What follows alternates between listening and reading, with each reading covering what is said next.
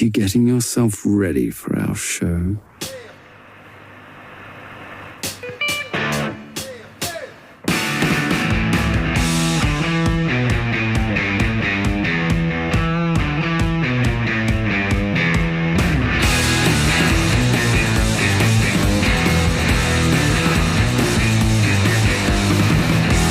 Alrighty, guys, Bobby Roast Beef here, back with another episode of Jigs and Bigs. It's Tuesday. We've got a good one for you guys. Tourney time has officially kicked off here in Massachusetts. I've been stalking the shores of Western Mass. I've got a report of what I've been running into over there. Sean the Fisherman and Team Three Bells Outfitters rocked the Connecticut Fishing and Outdoor Show. Weather conditions and tourney preparations are the topic in this week's Just the Tip. And in Fuck This Guy this week is a man who slipped Sean the Fisherman not only his kielbasa, but his pickle. All that, and we have Ryan Nye as our guest this week in the beef seat. We got a great show for you guys. We'll see you guys right after this. Don't go too far. Get yourself something delicious to enjoy, and we'll see you after this.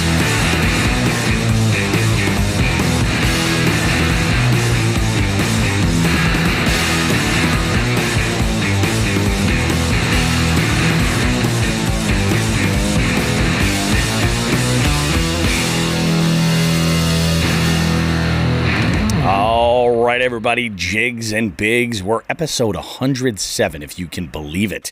It's been 7 weeks since we celebrated our 100th episode, and it's just been absolutely amazing. So fishing is happening. I've been getting lots of intel from friends all over the interwebs, listeners of the show, followers of us on Instagram, all giving us some feedback. It's just been, it's like spring. Spring has legitimately sprung. The crocuses are blooming in my backyard right now. That's a huge signal. And with that, brand new tackle is being tested out, new combos, all kinds of stuff. We're gearing up for a big kayak season. It's also, it's convention time. All of these outdoor shows are going on, like basically from February all the way into April. It's just been a madhouse. And Sean the Fisherman is with me. He has so much info, apparently, about the big Connecticut Fishing and Outdoor Show that happened at Mohegan Sun in Uncasville, Connecticut.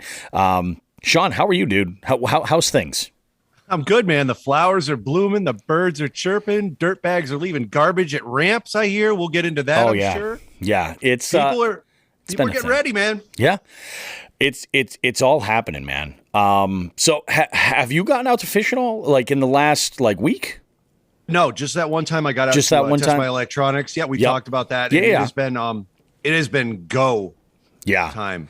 Oh no, you're not kidding. You're absolutely not kidding. Yeah. Go on. Go ahead. I was going to say I've been out a number of times. A couple of things that I wanted to do obviously was, kind of just get out there and get a feel for, some of these bodies of water that I generally mainly exclusively fish from the bank. And I've had not a whole lot of luck at most places, but good signs everywhere. There was one body of water that I was at recently where I just saw just huge, just giant swarms of bait coming up on that northwest corner of the pond, and I've seen some bass cruising around, and I mean they're getting there. Managed to squeak one out this past week. I managed one 12-inch nibbler at the 0 hour, really, and it happened. I had gone out on Saturday with Paul, and we had fished all day long. We actually ended our day at a local eatery that we've mentioned here on the show in not the greatest light. And I'm gonna do some crow. How we're gonna name them? I'm gonna do a little bit of crow eating here because we had named them before. So let me walk you kind of through my week. I had gone out periodically. I think I had gone out on Tuesday and really had nothing going on for me then at all. A lot of that, actually, I think Tuesday I had headed out to pick up my bait casting reels from Old Glory Outdoors. And along with my bait casting reels that I had brought over there to get cleaned up, I picked up my reel for my swim bait combo, that Cashin rod that I had picked up back at the New England Fishing Expo. I picked up a 13 Fishing Concept A3. It's a 300 speed reel. I like a faster reel generally, so this is an 8.1 to 1 gear ratio reel. This thing is sweet though. I mean, for swim baits, it even comes with the power handle if I want to switch that out. I made the call. Like, I'd done a lot of research in the weeks leading up to leading up to open water, really. I had done a whole lot of research in the best way, because, I'm not looking to sink a lot of money into multiple big bait combos. I'm sort of looking for that one go-to that can handle, up to 5-6 ounce baits, and that's it. I'm not going to be carrying a ton of this stuff out here. So I was looking for versatility. So that was one of the reasons why I decided to go with a faster reel, because for me, it's a whole lot easier for me to just slow down and crawl it. With a faster reel, I can actually articulate the bait a little bit better with small turns, quick turns of the reel, eighth and quarter turns, that kind of thing. Mm-hmm. So that's part of the reason why I went such a fast reel. And for line, I'm not afraid of braid to leader. I'm actually a huge fan. But what I decided... You do not fear braid to leader. I don't fear those knots. I have full confidence in those knots. And but I decided that for this, I think that the best move was to go with 20-pound mono. So okay. I got that reel home. I spooled it all up, and it's beautiful. It's absolutely amazing. So I had gone out and I put on the big shout out to Josh Grimlock Fishing on Instagram for hooking me up with that BBZ Rat 50. I had been throwing around the 40 before, and I thought that was huge. The 50 is the biggest one. Man, it is a giant. So I kind of practiced casting this the other day just to kind of get the mechanics of it. Because first off, it's the longest rod that I've got. It's 7'10". It's got a moderate fast action, so there's a ton of extra, and with that weight, this thing it's so whippy, you know what I mean? So yep. It's different than I like to most of my rods are fast, and actually all my finesse stuff is pretty much extra fast. It's just the way I prefer it. But yep. With this, it's a whole other animal. And I'm like, okay, cool. This is great. I can get great distance casting with it, and, retrieving is awesome. But I'm psyched for it. I really, really am. What I'm really psyched for is I got word from our past guest, Chris Ellis, Mr. Tightlines. He had sent me a message that my Bruce Gillis is ready. He's waiting on some split rings, and then he's going to ship them all out. And he goes, you just have to do me a favor, man. He's like, 2 things. If you're in your kayak and you hook into a giant, he goes, you got to shout out, yippee kayak, motherfucker. And I promised, and I will. I'm going to do very well with that as well. So that's definitely happening. And he's like, any giants that you catch, he's like, I just got to see pics of them, man. I was like, okay, I can definitely do that. So I'm looking forward to it, man. It's going to be really, really cool. But I did a lot of conventional fishing too, and had no good results there. So my buddy Paul, he comes up on the show pretty regularly. And if you've ever been at some of our events that we've had, you may have seen him kind of skulking around. And Paul is a registered skulker. He really is. I mean, card carrying union member skulker. He's a champion amongst men. And we had this conversation Thursday into Friday, and I said, look, this is what I'm thinking for Saturday. I go, we really kind of need to focus on areas where we can access that northwest corner of the water, because that's where we're probably going to get the most active fish. Just the weather will be warmer, the water will be warmest there. And so we had gone and we had tried a few things. We pissed off some beavers, and first body of water was just an absolute, I think we spent 2 hours there. Did some pretty significant hiking. And unfortunately, I got there early. I had to drop my wife off at work that morning. She picked up a shift at her old job. And my oldest daughter was babysitting the night previous and had stayed over with my youngest daughter. And she drove herself for her first time to an event using my wife's car. So the car is not in the shop and everybody survived. So that's a big win. That was fantastic. So the way it all kind of had worked out was I had dropped off my wife. I had then gone to the first spot to meet with Paul. I was having a cup of coffee and wanted to rig a couple of things up. I knew I was going to be there about 30 minutes before he was. While I was rigging things up, man, I got a major blast of disappointment. You want to know what I found, Sean? Oh, go ahead and tell me. You did tell me. I know what. Tell the people. So tell the people.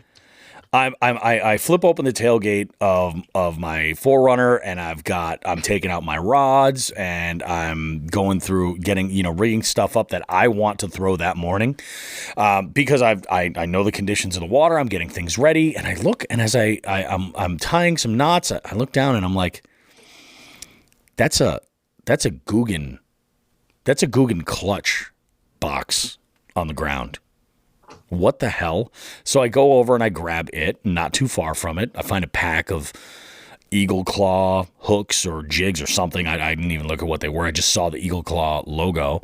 And then I saw next to that was a cardboard cutout of a spider and the packaging, the plastic packaging that goes with it. And that was very obviously, once I turned it over, it was a Lunker Hunt spider. So I had picked up, from when my trip at Old Glory, when I picked up my reels and the new Concept A3, I, of course, picked up a bag. And I had that bag in the back of my truck for collecting trash that I generate, so I could put it all in there. I filled this bag to the point where it was spilling over. And I actually used some gaff tape because of my job. I have that lying around in excess. I gaff taped it all up so that it wouldn't dump all over the place. Threw it in my front seat so when I got to a spot where I could dispose of all this garbage, I could throw it away. But I was really let down that I saw so many tackle packages lying on the ground.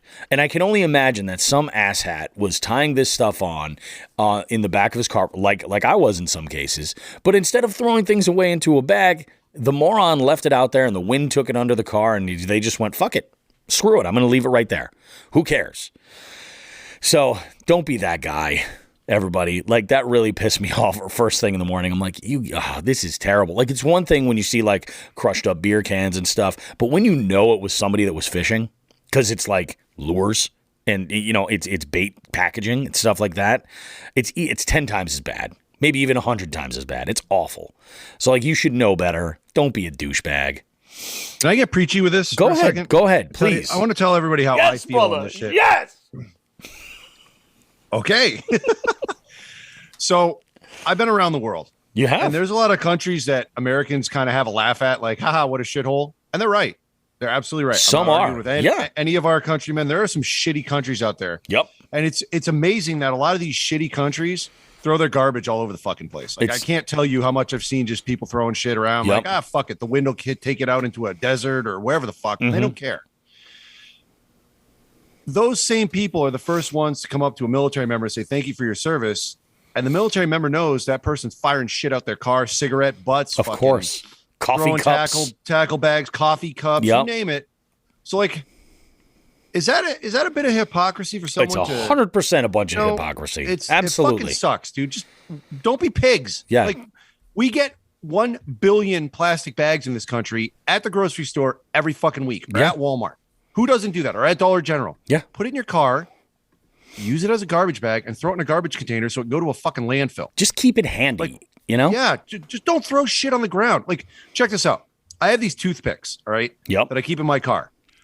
When I'm done with them, if I'll leave a coffee cup or something. I'll throw them in the coffee cup and then throw it out. And the coffee cups are great because they have the lid. It's almost like a mini fake ass Sharps container. You know what I mean? Yeah, exactly. Yeah.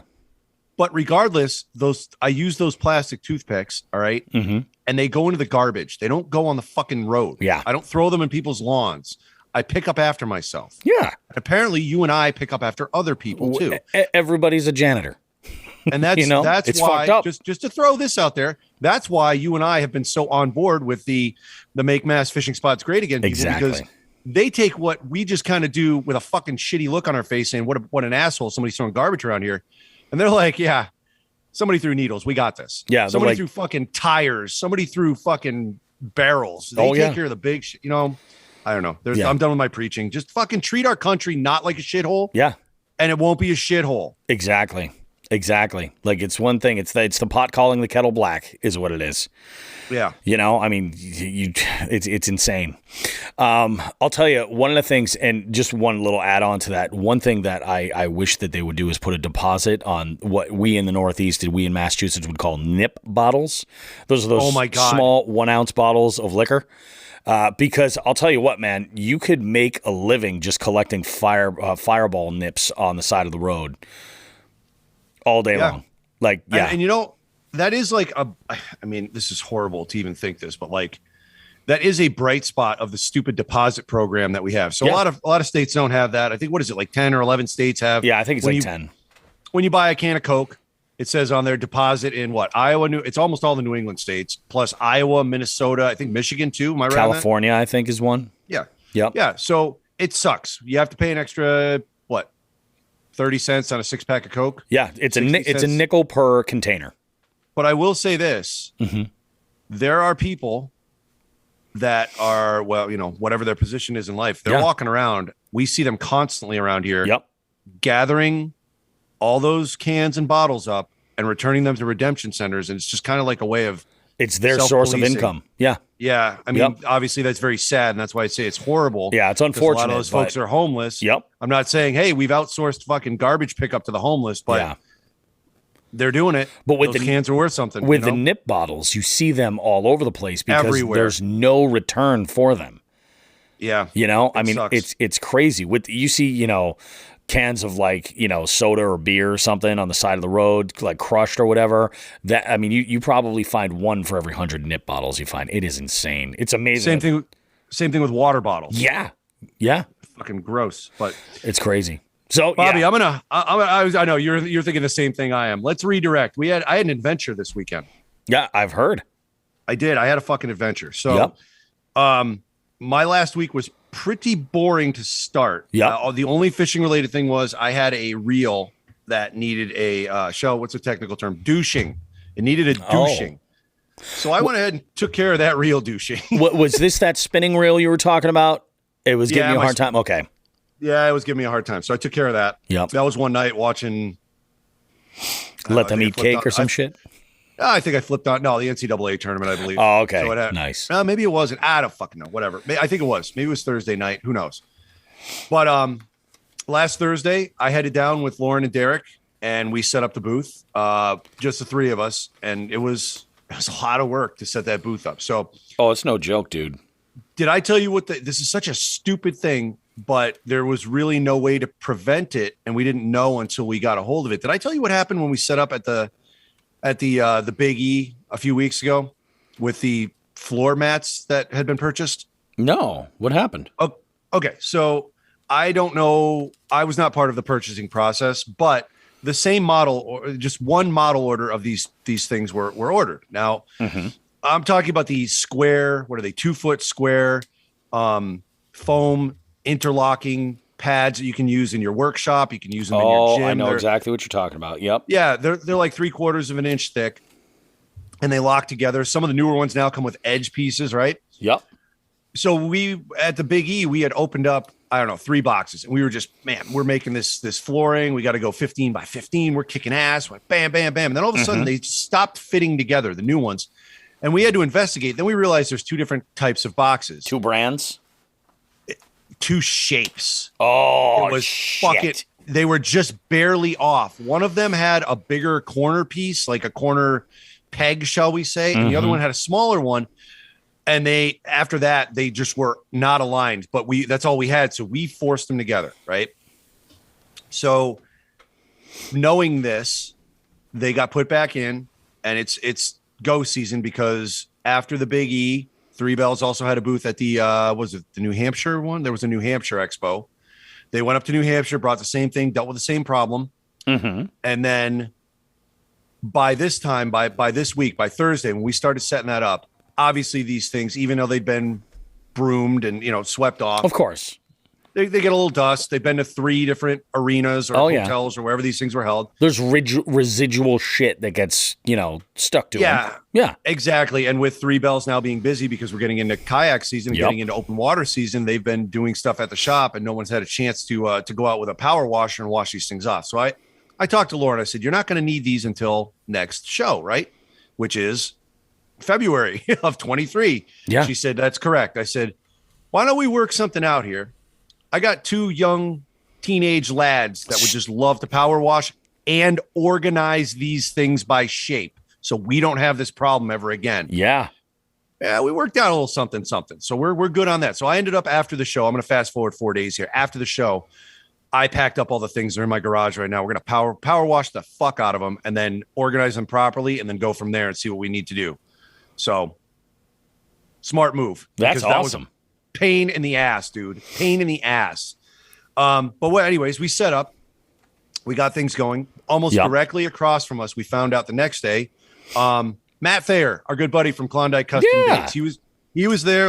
I've got his buddy's business card. He was there with his buddy Brian. Yep. Brian Mayo. Brian Mayo is Mayo's Hand Poured Baits. So they shared a booth, and I have to admit, I dabbled a little bit in the Mayo's Hand Poured Baits. Oh, you dabbled in the Mayo, huh? I dabbled in the Mayo, which later on we have a kielbasa and pickle story. So we're really going down that path today. And I also accosted Matt right when he got there. When I first saw him, when we last saw Matt, I had put in a custom order. That's right. That was ready for me. Oh, very nice. So I talked to Matt and said, "Is my order ready?" And he whipped out a bag like a shady drug dealer and said, "Here you go. Here's your shit." I got you. So what I got from Matt was I got 5 in 2 patterns, 5 custom painted bladed jigs. Yep. All right. All half ounce, so a little bigger. And then he threw in, he said, "I know you wanted to try this." So we talked about it. He said, "I threw one in for you." And he actually set me up with a nice short arm spinnerbait that he molded. Oh. Yeah, in black, so I can use it at night. I can't wait to try this thing out. So That's this is going to be my first go-to for night fishing. Yeah, this one, Matt makes some high-quality baits. So if you guys are looking for jigs, not only jigs, spinnerbaits, and bladed jigs, chatterbaits, he also does a ton of swim baits, glide baits. He has gigantic. I'm going to use the industry name, the formal name, because I don't know what you'd call them. Jitterbugs, giant jitterbugs. And I think he has a couple of crawlers as well. Am I missing anything? I don't want to insult Matt by forgetting any of his products. I don't. Did you mention the wood baits? Yeah, I just did. The jitterbugs. Yeah, walkers, those Zara spook type baits. He's poppers, spooks, you name poppers, it. Yep. Oh my god. Freshwater and saltwater. Yep. And he adjusts the hardware for both. I believe our guy Derek from 3 Bells made a purchase as well.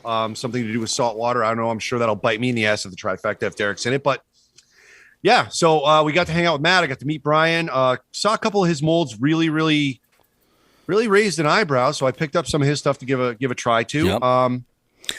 What was it you picked up from him? Was it a buzz toad? From Brian at Mayo's. No, yeah. I found some creatures that really. Okay. I don't think I've ever seen the mold before, so they were similar to something I use, and I always try to go local. So if it's something I can use and I can replace a national brand with it, I'll do that. You know what I mean? Plus, I think a lot of times if you can go with a local lure maker, and they have some little tweak that's we're gonna laugh. It's probably in there so they don't get sued. Mm-hmm. That might be just enough of a difference that the fish might. See that little, you know what I mean? That little bit of difference might be enough to get a bite. And also like when you're fishing with baits that are made from somebody who's in your area, the place where they're doing the QC for this stuff is in your area. Like it's in colors that will work in that area. Like it's almost a no-brainer, Exactly. Yeah. So I visited with them. My other purchases for the weekend came from Rocky Ledge Tackle. So Rocky Ledge had a couple of interesting things. There were some things I was keeping my eye on. Yep. So as I think I mentioned in the past, Ken Wood is a huge supporter of theirs. Oh yeah. Ken cleans up with some of their lures. the thing with Rocky Ledge is they are so innovative. Yeah. There are some things you are not going to find on the market with Rocky Ledge, and they are, full disclosure, an MAKB sponsor, but I went over there. There were some things I was looking for, and during the show, I had something specific in mind that I wanted, and Jim didn't have that color, but he was able during the show. It was a little bit of a dry spell when I went over there. I think it was earlier in the morning. Yep. He whipped out a tool and modified two. He whipped out his tool. Hey, I'm sorry. We're gonna get into the kielbasa, the pickle Okay. and the mayo later. Okay. He whipped out a tool, and yeah, he helped me out big time. That's awesome. Yeah, so it was really, really good. And I walked out of there with have I described his swimming line of baits? I don't think you have on the show. Okay, I'll describe Yeah, it. I would. So one of the most innovative things that Jim does with Rocky Ledge is he has a line of spinner baits and swim jigs that are called his swimming series. Yeah. And instead of being your standard swim jig, it's got a lip molded into it. Oh yeah, that's right. A big Yeah. lip. So this thing goes back and forth almost to the point of like the swaying like a bladed jig, but it doesn't have a blade on it. It just has a lip. Yeah. Or it's almost, it's really a hybrid between a swim jig and a crankbait. Yeah. It's really insane. Those are new for, I believe, this year or last year. I can't remember which, but he also has the same rig on a spinner bait. And they're amazing. Yeah. And it gives it like a hunting kind of action, right? It's amazing. And that was when I think we talked about this on the show. One of the first times I met Ken face to face, Ken Wood, was in a knockout matchup the first year I did it. So this was like 6 years ago. Mm-hmm. And I got to Ken, and we were in our semifinals to go to the finals, to be in the money. I had to face Ken Wood. Yep. And it was a horrible day. I think it was windy and cloudy in the morning, and the front blew over, and it was just dead. And I struggled. I caught my limit, but it was horrible. I got a 17-incher that I fought for. Very proud of myself. And this is before we were using apps for this. Yeah, right? Of course. So this was picture to picture, and there's the dates and everything, blah, blah, blah. So I got a 17, like a 13 or a 14. And then I caught one like it was 9 inches because it's an 8-inch minimum. Got a 9-inch smallmouth at a body of water. Wait, hold on. You got yourself a true Trent? Yeah. Wow. Yeah, it was a smallie too. But it was at a weedy lake that apparently the weeds had taken over, and the smallmouth had slowly been kind of being replaced by the largemouth because the environment changed. But I caught one of I guess there must have been a bigger one in there to make that one. So I caught a smallmouth. Yep. So I'm all proud of myself. I'm like, yeah, tough day. I got a 17-incher. I go over to Ken, and he asked me how much I had, and add whatever that is. What is it? 32 plus 9. It was 41 inches. 41, 40 sure. inches. On a rough day, I'm very proud of myself. Yeah. I said 41 or whatever the hell it was. And he goes, oh, and he made a face. I go, why? What'd you do? He goes, yeah, I had 41 by 9 o'clock in the morning. I said, what the fuck? And he said, I caught a 20 and a 21 back to back. Oh my God. I was like, did you fill a limit? He goes, oh yeah. And then he had a 17 on top of that. And I went, you've got to be fucking kidding me. And I said, and he was great about this. I said, can I ask you what you used? And that was the first time 6 years ago that I had seen one of Rocky Ledge's swimming spinner baits. Yeah. My jaw dropped. I'm like, these fucking exist? Yeah. I'd never seen anything like it. So anybody who's listening, check out Rocky Ledge Tackle. They've got swimming spinner baits. They're, I don't know what to say about them. There's no lure like that. Yeah. That's the whole thing. It's all about innovation. Like if you can put some kind of a tip, and there's innovation on both ends too, not just the bait company. Like it's one thing when the bait company has this amazing sort of usage, but also like the innovation on the angler themselves. There is a Instagram profile, Raw Fishing. I don't know if you've seen this, Sean, but there are reels where he's got like a work surface and he just does interesting riggings for different types of presentations. Some of these I've looked at and been like, I don't know if that might be a stretch, but other ones I'm just like, wow, that's really crazy. Like the idea of the small cranks where you remove the rear treble and you put a spinning blade on there. Have you seen those? Like I have. That's been going on for the longest time. People have been making that switch on their own. You can buy the parts to make your favorite swim jig all of a sudden a chatterbait.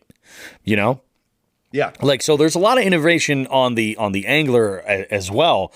It makes me wonder, like, what what Ken might be doing, of his own, if he's got his own little voodoo he's adding, to like make these baits irresistible.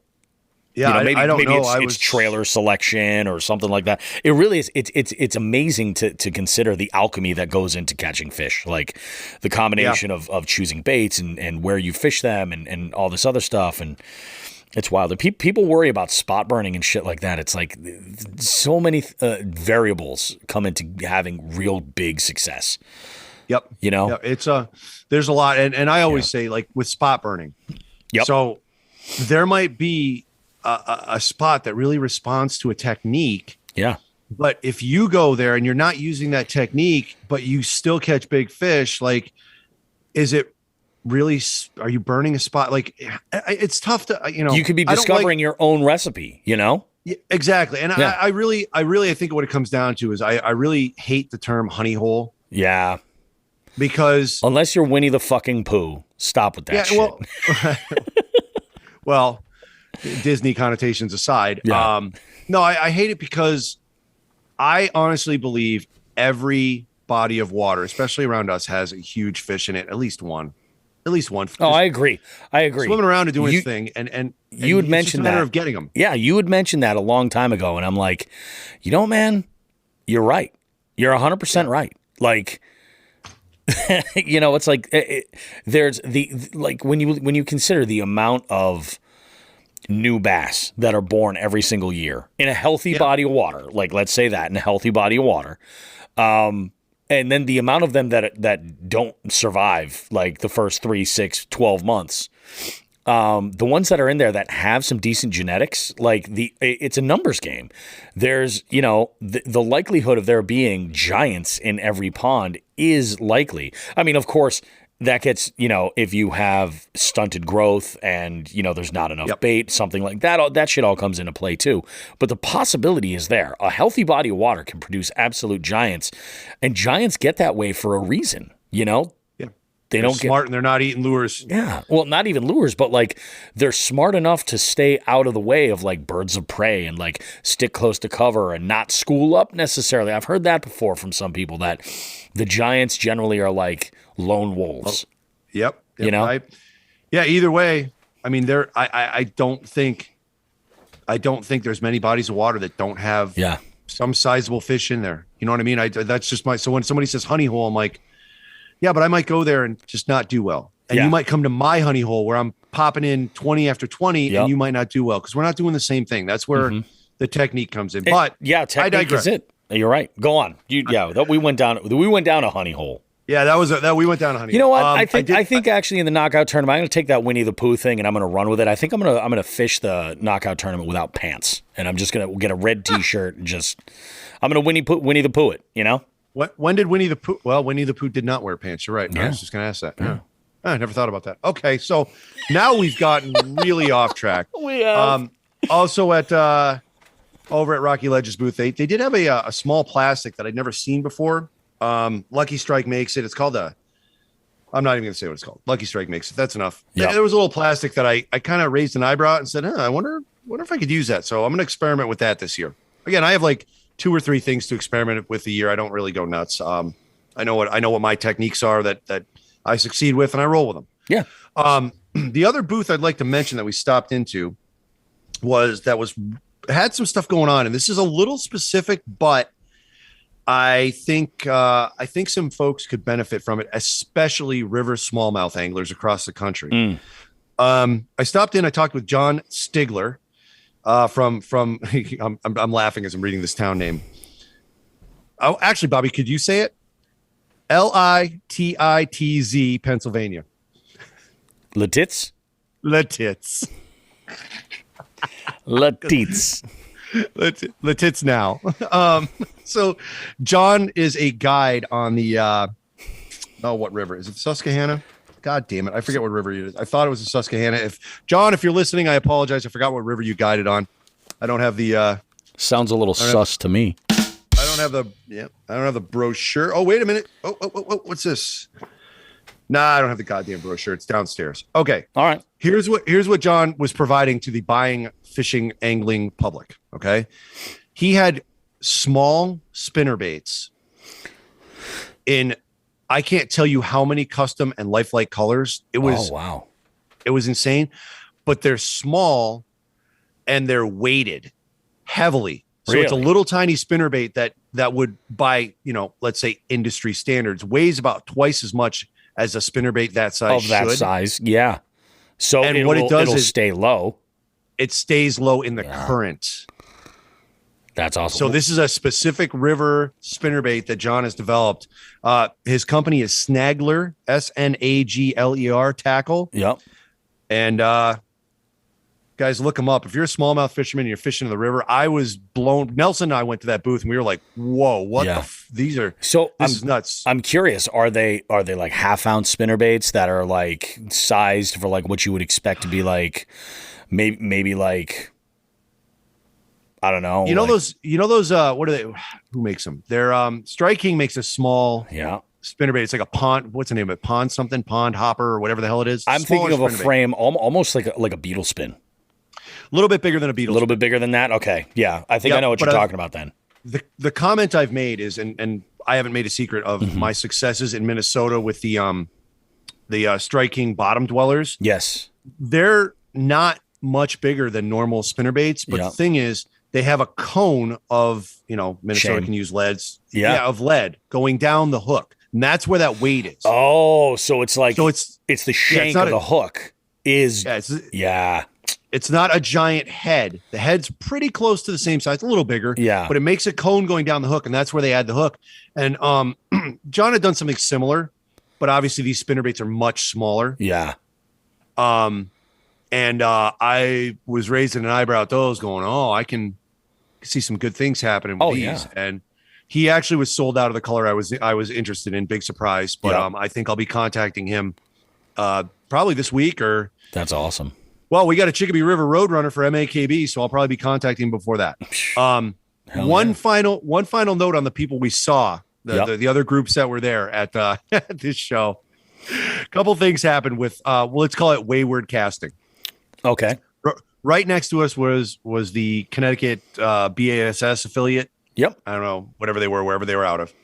And they had a flipping contest, and kids were involved. At one point yesterday, a jig with no hook went sailing over our heads, and there was a curtain. There was an 8 or 10 foot curtain, row of curtains went sailing over the curtains that were on the side, and even as far as to sailing over the back end curtains to where we were keeping all of our like personal gear, backpacks, whatever. I just went flying, and everyone stopped. What the hell? Now there's line everywhere. Yeah, some kid was learning to cast with the bass guys, so that was pretty funny. Thankfully, there was no hook on there. They had that's smart. Some foresight there. But it was bombs away. You had to keep your eyes open. And then on Friday, I think it was Friday. Matt and Brian had the bass casting tank. There was a large, the semi truck aquarium that pulls up to the pulls up the trailer. I saw a pic of Matt standing on that. Yes. Yeah. So right off the bat, Brian had some problems with the microphone. He was wearing one of those Janet Jackson microphones. I don't even know what the name of them are. Did he expose his nipple?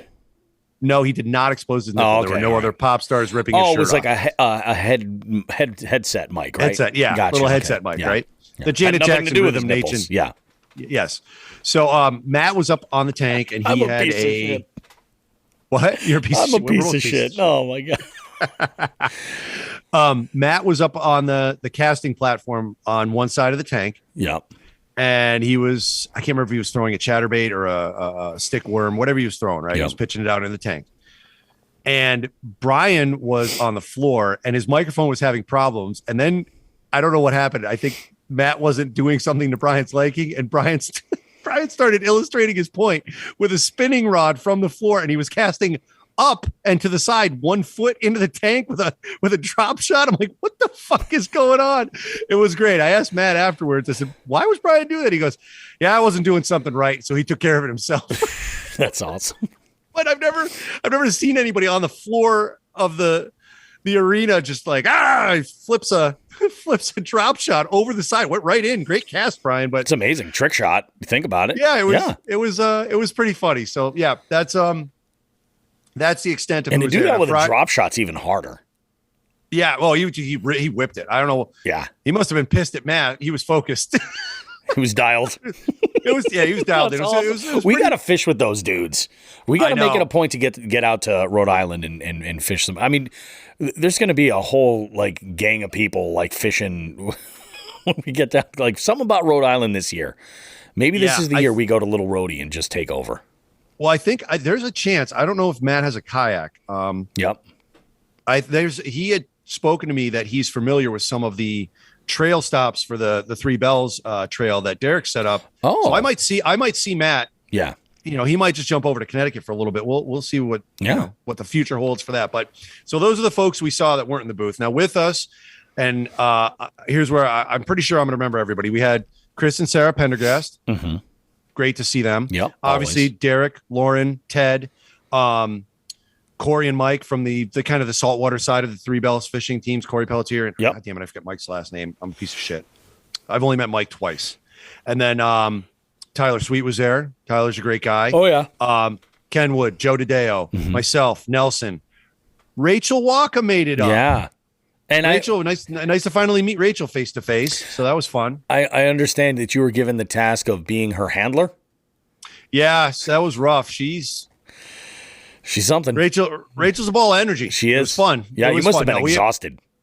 Yeah, it was. Yeah. Well, you know what I described Rachel as, and it was funny, and everyone who has seen this agreed with me. When Rachel gets to a trade show, she is on fucking fire. She is just so happy to be there. Let's talk fishing. Let's talk paddle boards. Let's talk whatever fishing. Just out of her mind, right? Yep. In a good way. And I always compare her to that episode of South Park. Actually, my most referenced episode of South Park, the Underwear Gnomes one, where the kids get into the coffee and they start drinking coffee, and within 10 minutes, Cartman is running around the room screaming, "You guys, seriously, you guys," running around in circles. That's Rachel at a trade show. No, that makes sense. It's perfect. It's great. So and that's what you need in that environment. You want that positive energy. Yeah, 100% you do. Yes. So she did awesome. She had a blast. Yeah. Let me think of who else was there from our team. Corey, I think that's everybody. We got a huge bit of support from the and I haven't met all of them. I haven't even been introduced. Obviously, that was everyone getting thrown into the fire. I didn't get everybody's names, but the Three Bells Marina staff came and helped with the move in and the breakdown, because with the move in, we could not get the truck to where our booth was, whereas the Big E, we pulled the truck right up to where we were loading. And you just rolled everything right in, right? Yeah. And this was not the case. We carried that shit like 150 feet, which it was kayaks, it was stands, it was the things with the fall. It was a lot of stuff, but they came through. So those guys were awesome. I don't think I'm forgetting anybody. I think that was it. Joe, Ken. Yeah, I got everybody. If not, I apologize. I'd have to look at the picture. There was a very nice group picture taken, and I'm not going to bring that up right now. Sure. Go ahead to that thing's all over all of our Instagram accounts. We all shared it, posted it, etc. So while we were there, I'm going to try and also go through all the people that stopped in to say hello. First off, very nice to see Andrew representing the Hoodlums. Oh yeah, absolutely. He stopped in, got a high five. He was with 3 or 4 of his buddies. Nice to see him. That's awesome. Who else did we see? Did you see the Butcher? The Butcher stopped in. Yes, thank you. I'm trying to go through now 4 days of the hundreds, if not 1,000 people that I talked to. Dude, I totally understand. Some I knew, most I didn't. Yeah, exactly. It was draining. But yeah, the Butcher stopped in. He was for some reason going through some sleep deprivation, some self-imposed sleep deprivation, because he had said he had to work an overnight shift, but the day before he had gone to a Central Mass lake and had got on fish. So he had had a great day. Yeah, I think he said 11 bass, and the biggest 2 were 4 and 5 pounds. So good for him. But he then said he had to work at 3 in the afternoon. We saw him at about 10 in the morning, and I said, get yourself a coffee or soda, and please don't get hurt driving home. Yeah, exactly. He looked beat. I'm sure. Yep. But yeah, I mean, there were so many people. I made sure that, Jigs and Big stickers were out. By the way, we need to get more Jigs and Big stickers, because those went like hotcakes. Yeah. Which is awesome. I love that. I absolutely love that. We got a couple of people that actually hit me up to send some out, and this week I'm going to be sending out a bunch of them. So I think my plan is for Jigs and Big stickers is, as folks message me that they're looking for them, I'm going to put addresses together, and then I'll just do a day of mailing where I get them all together and ship them all out, and then done. Yep. I think it'll be the easiest way to do that. But I'm psyched, man. We got people that are, they like this show. It amazes me, but yeah, yep. And as far as what we were doing, I mean, obviously we're part of the Three Bells team. People have questions about kayaks. If they're looking for something, dude, I know, a few people came in with the purpose of buying a boat, and that was great. And some of them left with boats, but the majority of people that were there, I think, were in that phase of learning about the kayaks or figuring out what's right for them. Yeah. So I cannot tell you. I mean, by the end of the week, I think Derek had to make a mailing list just for scheduling for demos. Oh yeah. Our big thing was, we're here. We're right down the road in Niantic. This location was 20 minutes away from the shop at the casino.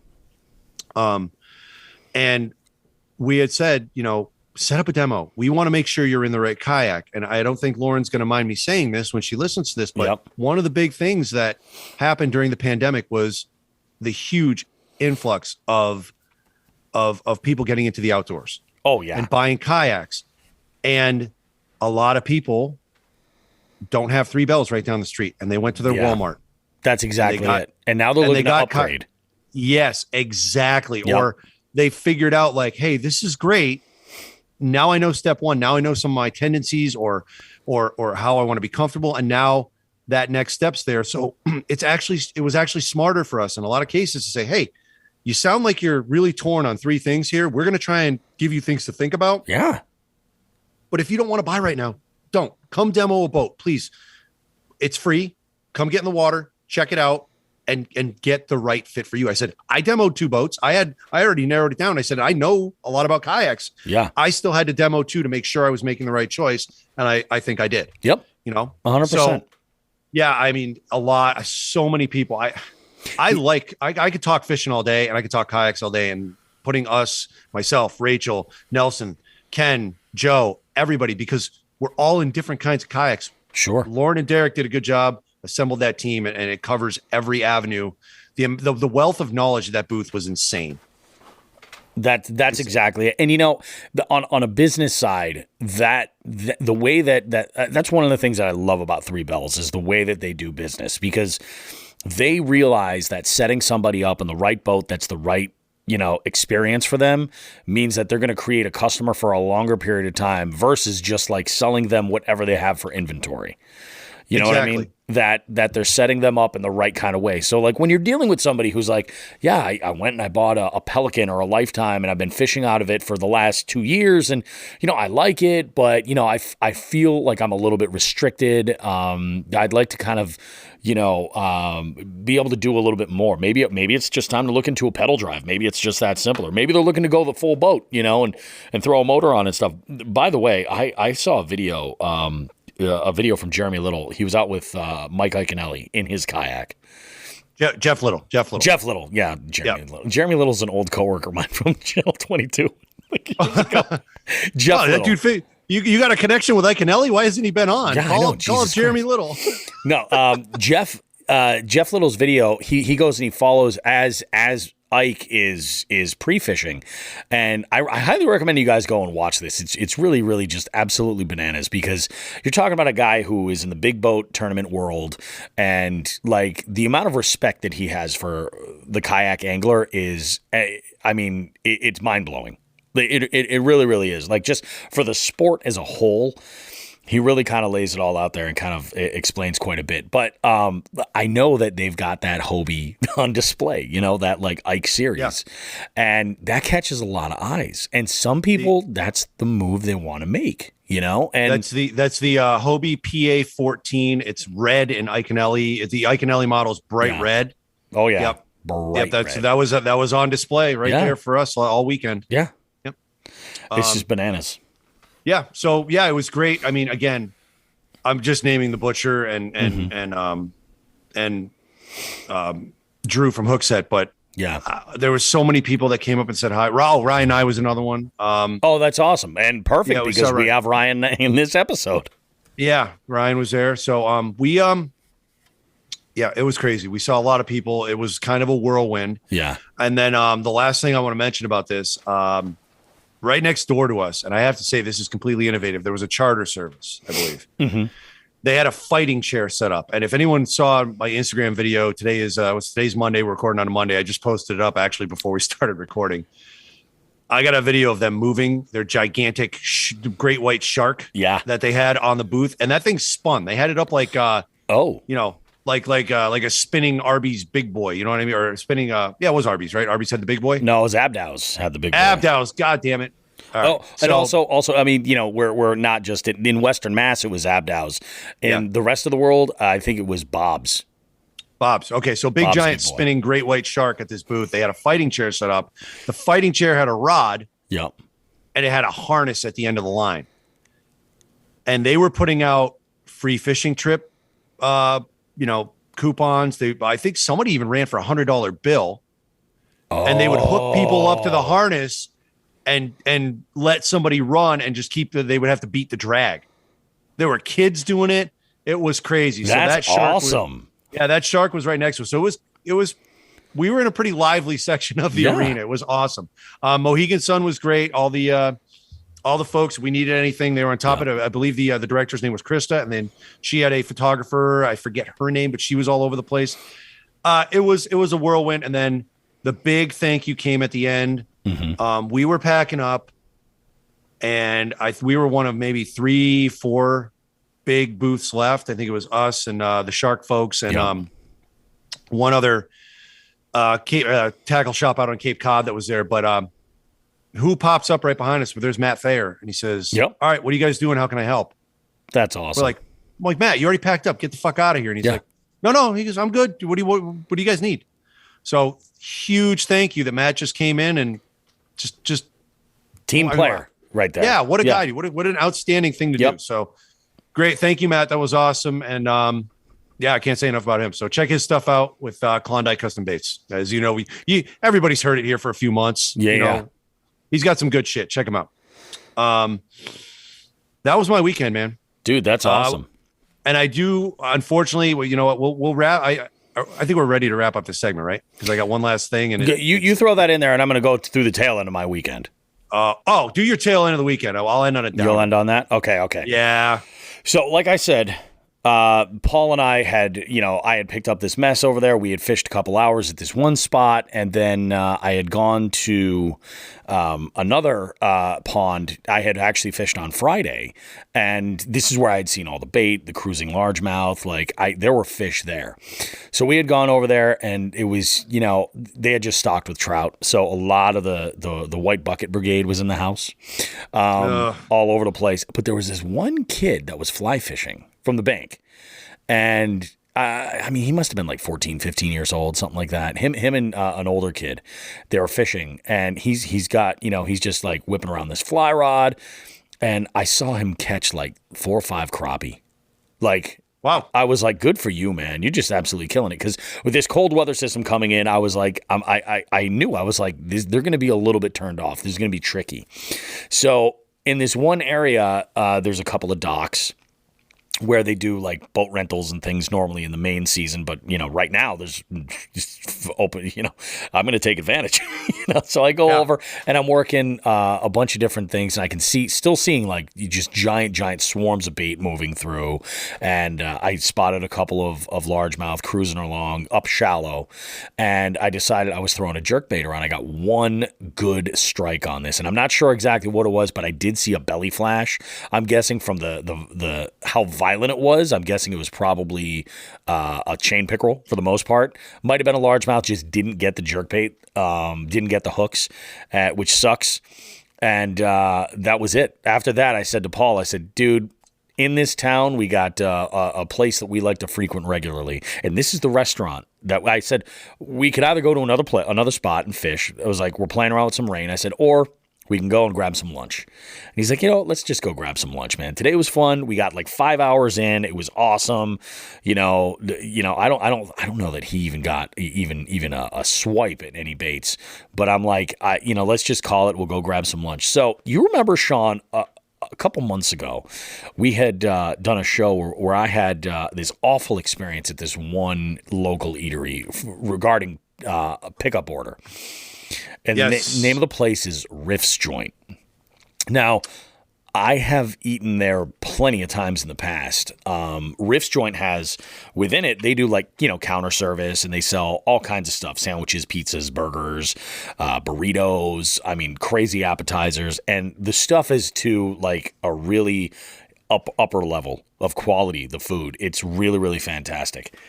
Well, within it, there's a small bar called the Hideaway Lounge. And my wife and I like to go into the Hideaway and have a couple of drinks, maybe split some appetizers, stuff like that, because, that's how we like to roll. And so I say to Paul, I was just like, he goes, he's like, what's near here? He's like, didn't you and I do lunch like years ago? This is like pre-COVID. Actually, it was the last Sportsman show I was at before everything kind of the end of the world. And Paul says, he's like, didn't you and I go to a spot here that was really good? And we bumped into such and such guy. I was like, that's right, we did. So let's go back. And I was like, I kind of feel like a piece of shit because I was talking some smack about this place. But I'm like, that was a takeout thing. It was a fucking mess, whatever. I go in and I think the next time, and I know it's going to be a hard sell for you to get on that body of water because you're not a fan, but if there's ever some type of a thing that we're doing, some type of content thing on that body of water, either a challenge or something like that, maybe we're doing because there are bowfin in there. I would love to do some kind of a bowfin challenge. I'm dying to hook one. Yep. I'm thinking that if we do this, we need to go to that eatery because there's an item there that I think you will love.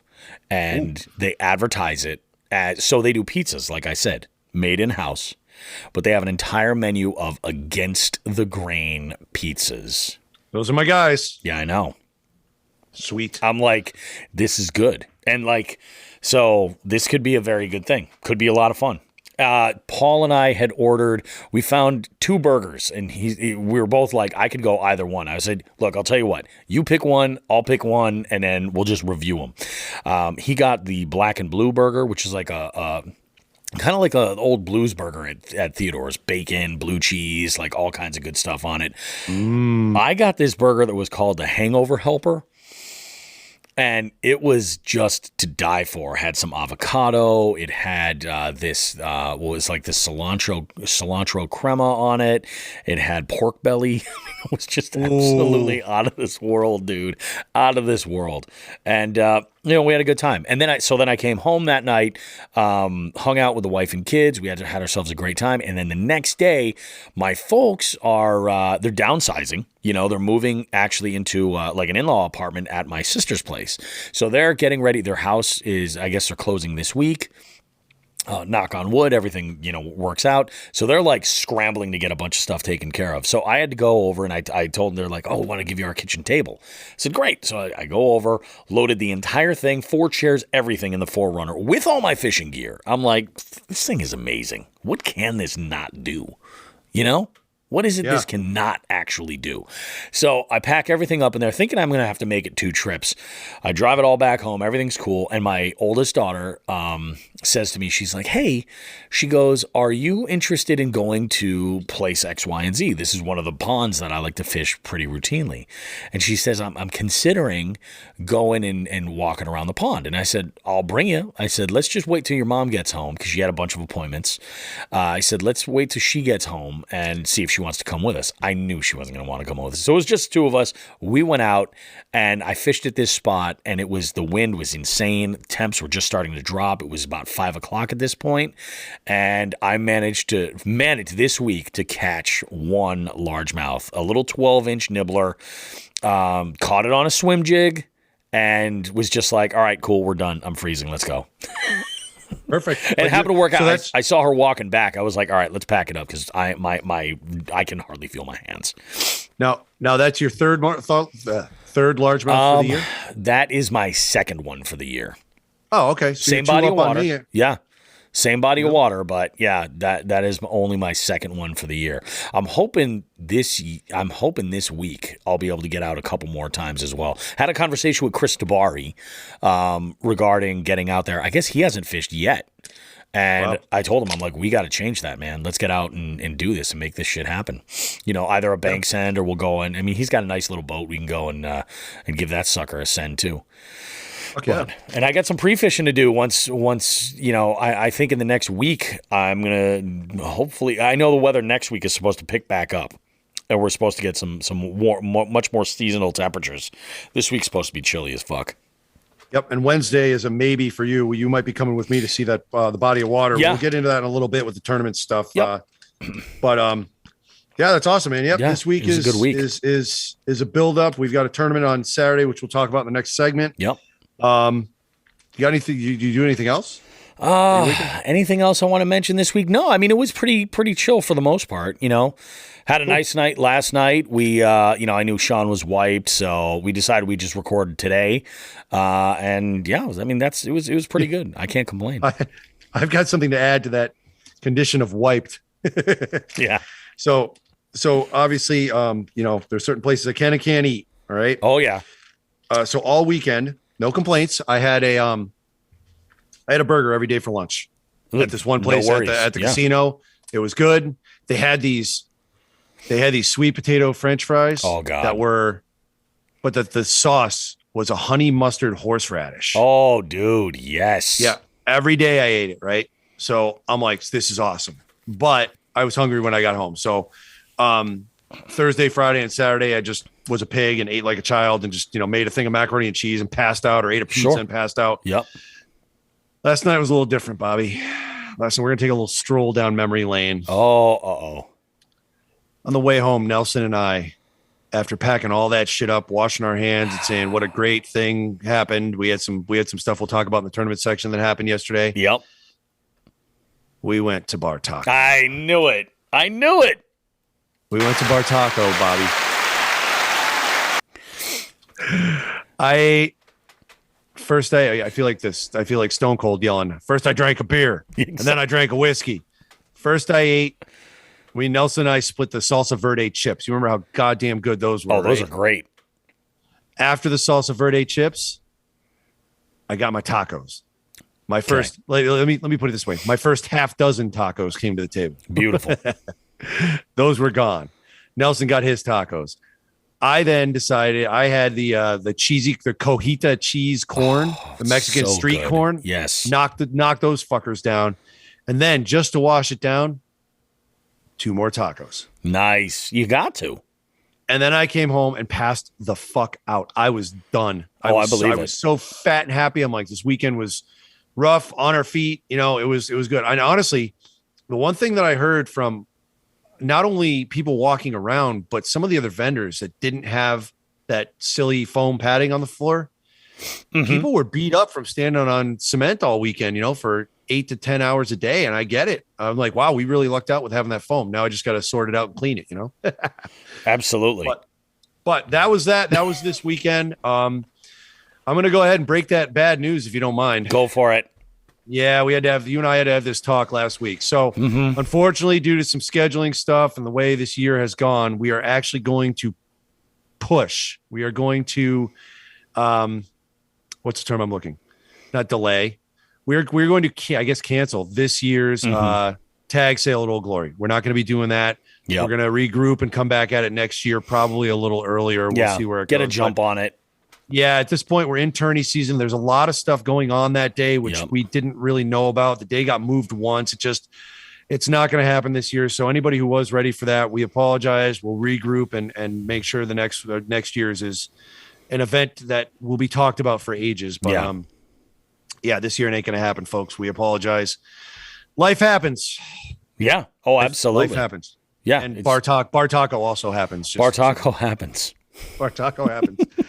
So, yeah, that's all I got. It has been a crazy fucking 4 days and for both of us, and that's it. Sweet, dude. That's awesome. I got a couple things to whore, Bobby, before we leave. Oh, go whore away.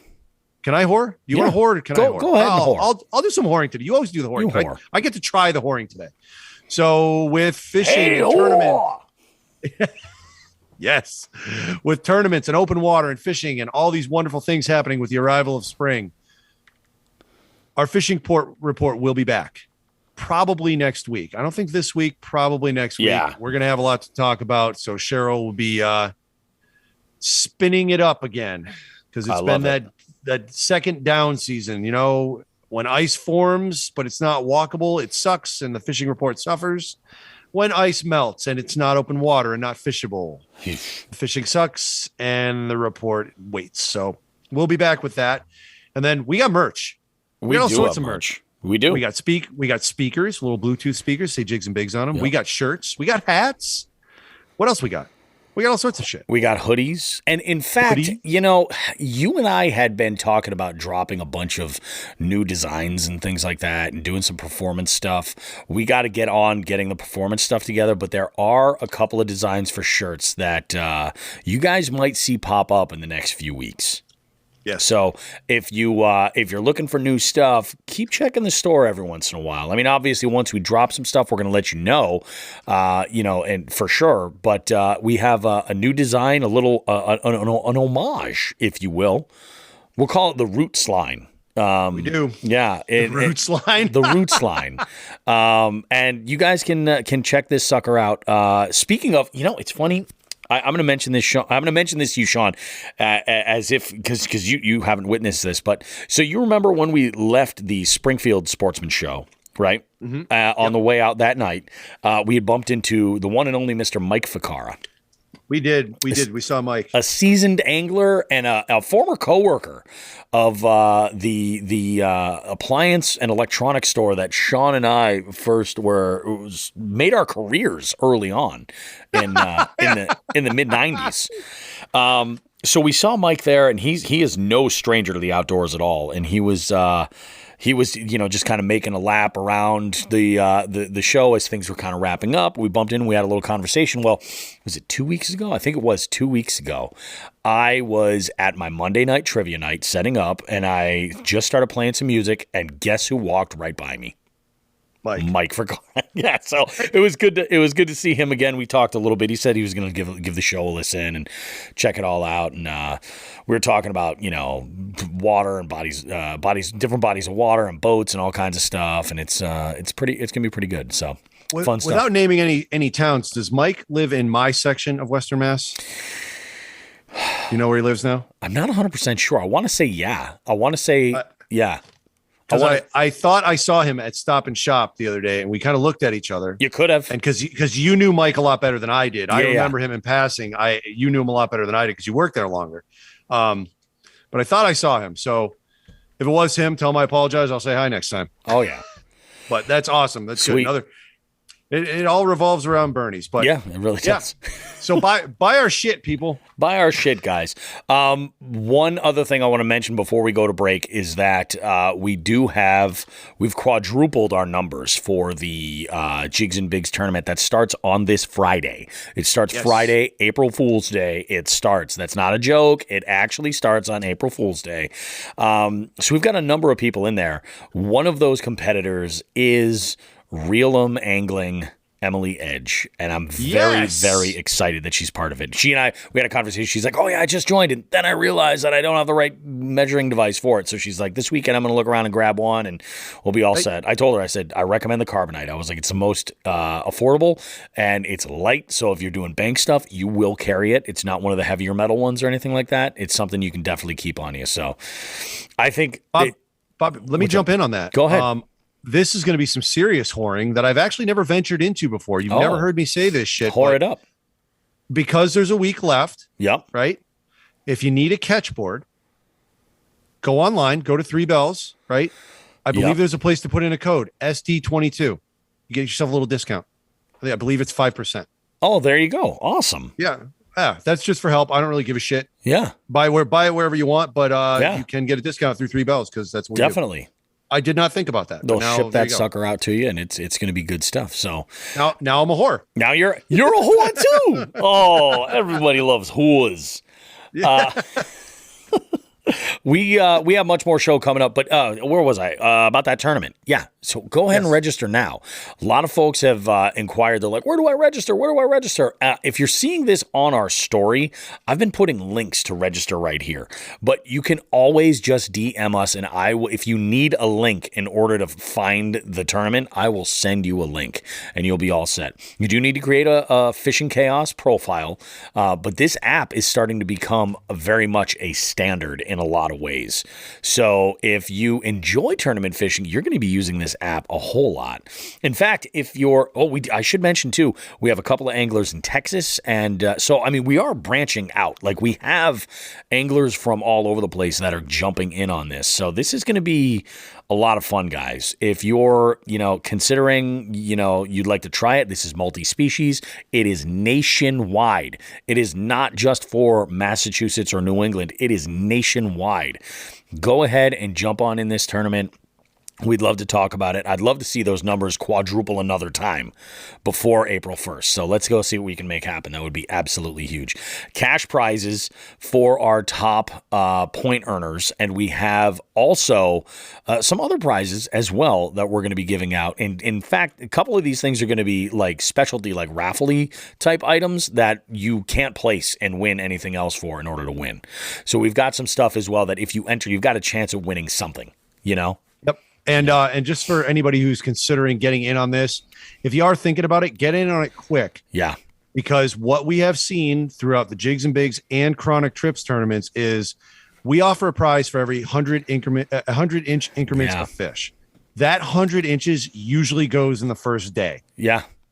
The 200, gets there. Takes a little bit of time. Only cracked, 300 is kind of the holy grail. We've only seen that once or twice, but you want to, if you can go out and catch multi-species, get in on this as soon as possible and try to fish as soon as possible, especially with that 100 inches, I can guarantee is going to be gone by the end of the weekend. Yeah, no, I agree. And all it takes is one good day, and that can be gone like that quickly. So I recommend doing it. And the other thing too is this, if you, let's say you're on the fence. You're like, I don't know if I want to enter. I don't know if I want to enter. Think about it like this.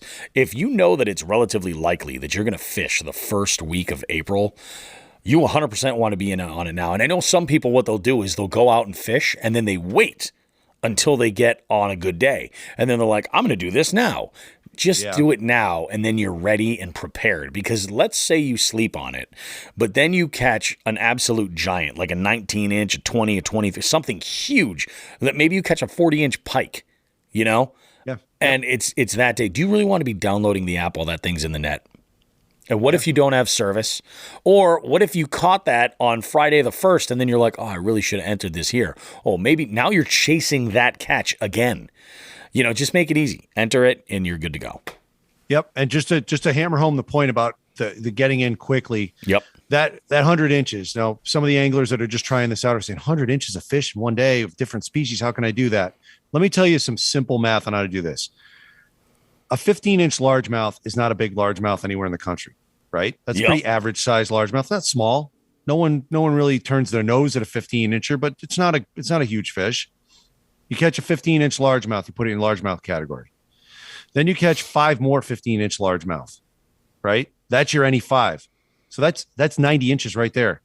Then you catch a 10-inch trout or a 10-inch crappie or there's a 10-inch blue, there's 100. That's how easy that is. That's why that thing goes quick. And all those fish you can cull out. You're just getting to 100 inches quick. Yep. So catch everything, turn everything in. If it's small, it'll automatically call. No big deal. Mm-hmm. If you guys have any questions, please reach out to us, jigsandbigs413.com, and or both of us on Instagram. Yeah. Bobby's extremely knowledgeable about this, and I am too. We can answer all of our questions and help you guys out. This is for fun. It is for money. It's serious, but it's fun too. It is a lot of fun. Yeah, exactly. It's a ton of fun. Yes. I love it, man. All right, we're going to take a short break, guys. Don't go too far. When we get back, we've got some information for you that you're going to want to know regarding weather conditions and preparing in advance for your big outing. And then in FTG, we're going to be talking about sausages is what we're going to get to. We got that coming up, all that and more with Jigs and Bigs, and then Ryan Nye coming up in our third segment. We will see you guys after this. Jigs and Bigs is proud to announce we're being supported by Old Glory Outdoors. They're a veteran-owned company that carries fishing and hunting gear. Plus, they're highly active in supporting veteran organizations and charities. Old Glory is an authorized dealer of favorite rods, FX rods, Guggen baits, X-Zone lures, Sixth Sense, and many more. There's a brick-and-mortar store located in East Brookfield, Massachusetts, but you can also order online at oldgloryoutdoors.com. They ship anywhere in the lower 48 states or order online and pick up at the store. When you order, use the promo code Jigs and Bigs and you'll save 10% off your complete order. Plus, you'll help support the show. Make sure to check out the apparel line called OGO Gear while you're there. Old Glory Outdoors believes in the slogan "Start 'em young" to keep kids away from screens and enjoying nature. They've got a full array of live bait too. Check out oldgloryoutdoors.com and use the promo code Jigs and Bigs. Save some money and gear up now. Bobby and Sean now have a special presentation for us all. They'd like to give everyone just the tip. You know, from the sounds of it, Sean, it kind of sounds like you took a little tip of your own at the expo this past weekend. But we'll get to that in FTG. That's later. We'll get into that, or it will get into me. We'll go get it later. With tournaments coming up this weekend, yep. We have a roller coaster of a weather pattern between now and Saturday in Massachusetts. Mm-hmm. It is a damn mess. We're in the middle of this 2 or 3 day cold phase where I think today, what's it get up to 30 degrees? Yeah. I mean, it's nasty out. Yeah. It's windy. Terrible. Yeah. We got wind gusts right now up to 25 or 30. Yeah. I'm looking at, I got the trees swaying. I'm looking out the window now. Mm-hmm. So that's not going to be the case for this weekend. This weekend's going to be a little warmer. It's going to be up in the 50s, and the overnights, I believe, are in the 30s. So we're kind of getting warmer. We're getting towards that spring. You know what I mean? So I'm preparing for a tournament. How do I do that? Okay, so I'm looking at that. I know the water is going to be cold. Okay, so I'm going to be fishing cold water techniques. I'm going to do what I have to do. I am familiar with this lake. So with pre-fishing, I'm going to go out Wednesday, and honest to God, I'm not bringing any rods. I don't want to waste a bite because I know this lake. I feel comfortable there. I'm going out to check temperatures, and that's going to tell me a little bit more about what techniques I'm going to start with. Yep. And it's going to be different because I know that when I get there on Saturday, the temperature is going to be different because it's going to have a couple of days of warming behind it. Because I believe Thursday, Friday, and Saturday are supposed to be warmer, and it's just today, tomorrow, and Wednesday are shit. But things are going to turn. Actually, I think, what is it? Wednesday and Thursday are rain too, right? We're getting 2 days of rain. Either way. Yeah, I think it's Thursday, Friday. I'm watching the weather, and look, we all know the weather is fallible. Things can change. But every day when I'm looking at the weather, I look real quick to see, okay, what's today doing? Is the pattern still holding? So I'm going to get this cold and then slight warm. That's going to tell me a lot about the water, especially after I get the temperature. All right. Yeah. But not only is it going to tell me about the water for how the fish are biting, this is even more important. It's going to tell me how I'm dressing. Yeah, there you go. We're going to get to safety. So I'm actually making sure, because even I did get a water report that, the water was in the low, was in the upper 40s 2 days ago. Was it 2 days ago? Yesterday, whatever. Low, it was in the upper 40s. It hasn't cracked 50 at this particular body of water. Okay. So that's with a high of 50 on Saturday. We're at 100 degrees. That's not 120. I'm wearing my wetsuit. Yep. All right. And I'm also sending, because as a tournament director, I'm also sending out an email to all the people in the tournament saying, please dress for safety, which is going to be wetsuits, dry suits, waders, if you have it. Yep. Thankfully, this body of water is not enormous. We should be all able to see each other should an emergency happen. But I'm going to let everybody know during our briefing, like, hey, sure. If there's an emergency and we all have to get off the water to help somebody, or a number of people do, we'll work with the tournament hours being extended. Well, I don't care. I want all hands on deck to help each other out. And I think everyone's on board with that. But it starts with dressing safely. A guy wearing a wetsuit going in the water, getting back into his boat and saying, hey, I'm all right, I'll paddle back myself, maybe with one escort, is different than somebody not who needs 4 people to drop their rods and help that guy out. Exactly. You know what I mean? Yep. So it's prepare, keep an eye on the weather. Again, it can change. Mm-hmm. Who knows? We might have a 70-degree day Saturday. It might be freakish weather. It could. I don't know. But as we get closer, I'm already starting to plan. Okay, my wetsuit will be out. I'll have, probably with that weather, topping out at 50 degrees, it's going to be like 38 degrees in the morning, so to speak. I mean, that could change. I'm already planning on wearing one, what do you call them? Like base layer, that foil line shit. I'm wearing one of those. I'm wearing, I found that, this is funny. I found that over my wetsuit, you know what's really comfortable and I like wearing now, and it's warm? What's that? $7 Russell brand sweatpants from Walmart. Oh yeah. They're great. I can see that. I could definitely see that. Yeah. So I'll be wearing that over that. I have, to cut down the wind, I have this pair of wind and rain pants. I'll wear that over. And then on top, I'll have my foil line shit. And then my over my wetsuit, foil line shit. And then the heaviest sweatshirt I own, because it's comfortable, obviously have my PFD on. That's a no-brainer, and it's a tournament. It's a rule. Yeah. And then I'll probably have one of my let me put it. I'm just a whore today. I'm gonna wear my nice, cozy Hookset Hoodlums winter beanie. There you go. Yep. And I'll have a buff on because I'm not dealing with that shit. But we're ready to go. I mean, tournament stuff. Prepare for the weather. Prepare for safety in the weather. This is short and sweet. It's time. It's go time. We've got a lot of newcomers fishing with us this year, which I'll get into in a minute. And it's crazy. We're ready to go. Just be safe. Everyone out there, wherever you're fishing, whatever part of the country, be safe. Definitely. Absolutely. What's your 2 cents, Dr. Roast Beef? I mean, that's the whole thing. I think just pay attention in advance. Don't put yourself in a situation where you could you risk anything, be smart, dress appropriately, and have a good time, Yeah. And honestly, even if you're okay and you say, well, I can swim, or I don't give a shit and it's no big deal. I guess that's, this is America. You want to put yourself at risk. That's fine. But you're also putting others at risk, trying to save your stupid ass. That's exactly it. Yeah. How many times have you seen somebody trying to help you and their boat gets dumped because, you're a mess trying to climb up and just get some stability? Or even, think of any negative scenario on or off the water. Or off the water, any negative scenario, and how many first responders get hurt or die trying to help someone else that is in a situation they probably put them. Just both be smart. Yep, be smart. It's still cold. Rule of 120 is a rule of thumb, but it's a really good rule of thumb. Yep. Be safe out there. We want you to listen to the podcast and catch some fucking fish. All right, definitely. Don't die. That's just the tip. That is just the tip. Fuck that guy. Fuck that guy.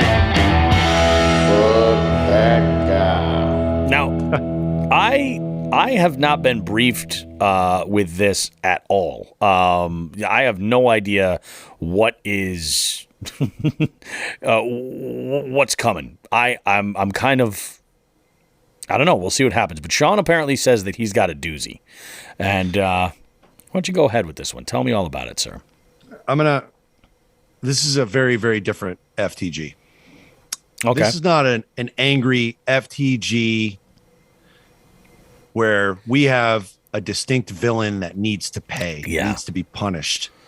This is not a jet skier. This is not your random lake lice. It's not a litter bug.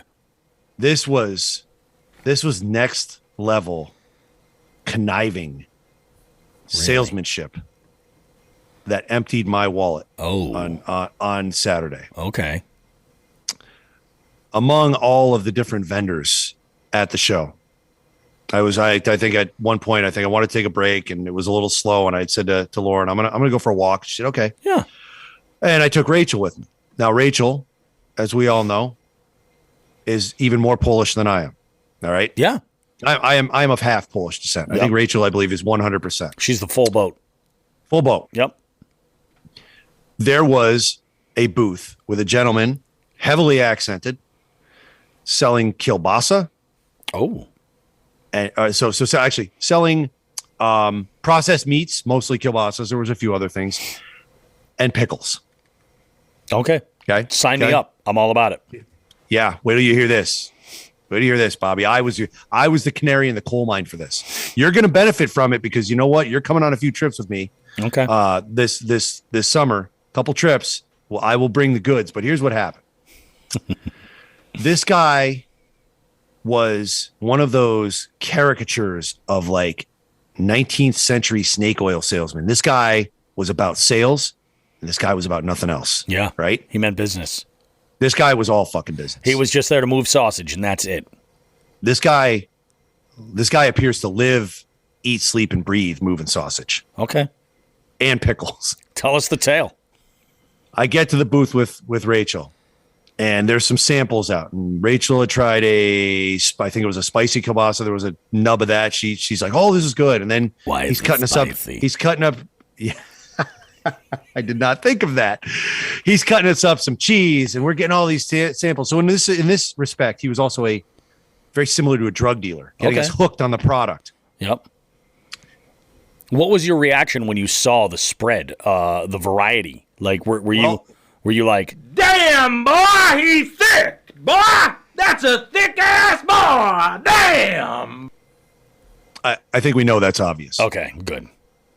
But what jumped out at me was a cheese kielbasa. Oh, okay. That was not just standard beef and pork. It was cheese, beef, pork, bison, and elk. Oh, a wild game. Yes. Wow. Okay. Now this company was from the Midwest. I'm not going to name the state because we don't need to get into that. Sure. Anybody who's at the show is going to know this. So I said they were in 2-packs. They were like 10 to 12 inch kielbasas. I said, I'll take a pack. And he threw it in my bag. He goes, "Hey, it's a show. Buy one, get one free." And he throws another one in there. Notice I didn't ask what the price was.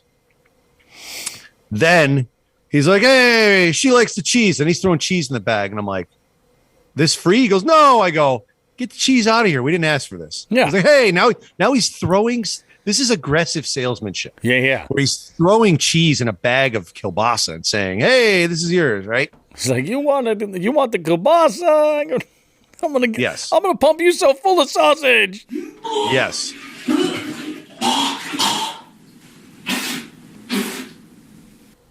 What the fuck was that? I have sound effects. Oh my God. Wow. All right. Let me get back on track there. Anyways, I now am walking away. I use my card. I say, "Send me the email for the receipt." And I get back happy that I have this bag of kielbasa. Right? Sure. I got 4 of them. I got 2 for free. Holy shit. Right. You're stoked. I said, "You know what?" I said to Rachel, "I wonder how much that cost me." And I go into my email. How much do you think that buy one, get one free kielbasa cost me? The buy one, get one? It was buy one package, get one package free. So how much do you think these 4 10-inch kielbasas cost me? I would say probably about $40. $42. Now, again, it's elk and there's other shit in there. I get that. Sure. But this is untested for me. There's a kielbasa, a deli that sells kielbasa locally where they are from Poland. All right. That is the best in the area. I've said it a million times, I believe. Have we talked about the local one on air? Yeah, I think Bernat's. so. If you're in Yeah. Chicopee, go to Bernat's Deli. They're the fucking best. All right. Yep. I've tried their kielbasa first, and then I went there and knowing what I was getting into when the person who had brought the kielbasa to work one day and said, "Hey, try this," and it was worth every penny. But we're talking big bucks. $42 for untested kielbasa. I'm like, what the fuck? Now here's where the story takes a dark turn. And you already think this guy's a salesman whipping cheese into bags and just expecting people to pay for it. I mean, that's balls, right? I walk back there. Rachel's laughing at me now. She's like, "You paid $42 for that shit?" I'm like, "Yeah, my wife's going to castrate me. I got to get these fucking things back to this guy, get some money taken off, right?" Sure. I walk back up. I said, "Hey, buddy." He goes, "Hey." I go, "Why was this $42? He goes, "Sales price, buy one, get one." And I'm just looking at him. My mouth is open. I'm like, I'm about to say, "I want to return this and want my money back." And he goes, in like lightning, like bottled lightning.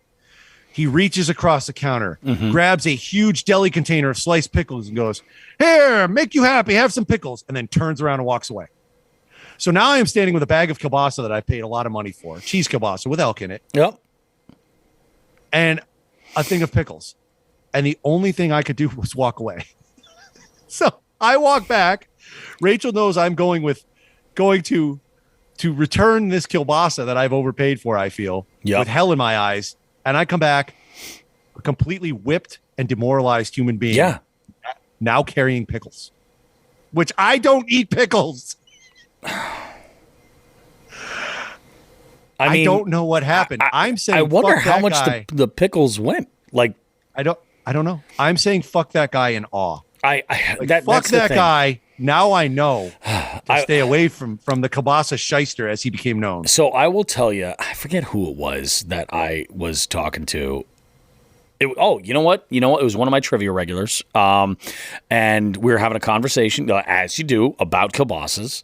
And it's that time of year. Easter is you start getting close into the spring, and there's nothing as good as a good garlicky Easter kielbasa. Yes, right? Bernat's garlic Easter kielbasa is my favorite. You can't go near another human for fucking 48 hours, but they're so good. I tend to think that Janik has the market on in that seasonal one, but that's here nor there. Yep. We talk a lot about kielbasa on this show. We really do. We We are gross. Chicopee natives, both of us. So I mean, Yep. there's that. I will say this though, that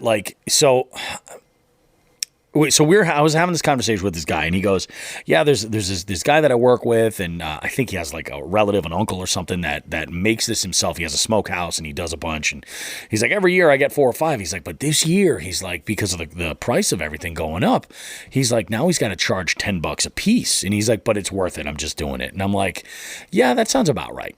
Like, you might drop about $10 now in this market, and for a good, well crafted, piece of meat. But Yeah. I mean, you factor in that there's elk, especially elk. Like, bison is a little bit more readily available, but elk is not something that you just can grab anywhere. You know what I mean? Like, you can go to a grocery store and get bison. Yeah, but honestly, the selling point for me on this kielbasa Was the cheese. the cheese in the kielbasa. I Yeah. love a good cheese in the kielbasa. You're It's good a shit. cheese guy. Hate the cheesy I am. fingers, but love the cheese. Yeah. So that's what hooked me. And then Yeah. I literally walked back to that so confused as to what just happened. That was a whirlwind of salesmanship. Fuck that guy. Fuck that guy. But I kind of have to admire him. It just fuck that guy because it happened Yeah. to me. Well, I mean, if nothing else, I think the real takeaway here. Listen up. A couple wise men once said, fuck your life being bought. And that's all we can do. That was a lot of fuck your life right there. That So, was a whole lot of fuck your life. The jokes that happened when I walked back with this completely confused and awe-stricken look on my face.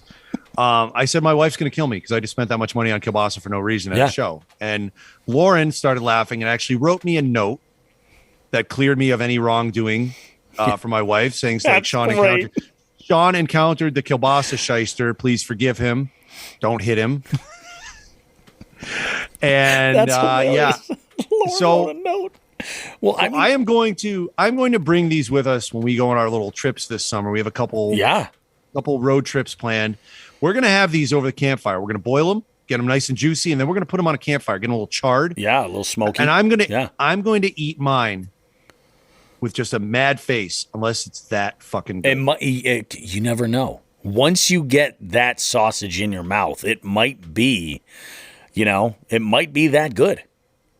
I can only hope. But the kielbasa shyster won the day, possibly won the outdoor show. I've never seen that before, Bobby. God. Hey, yo. Fuck your life. Bing bong.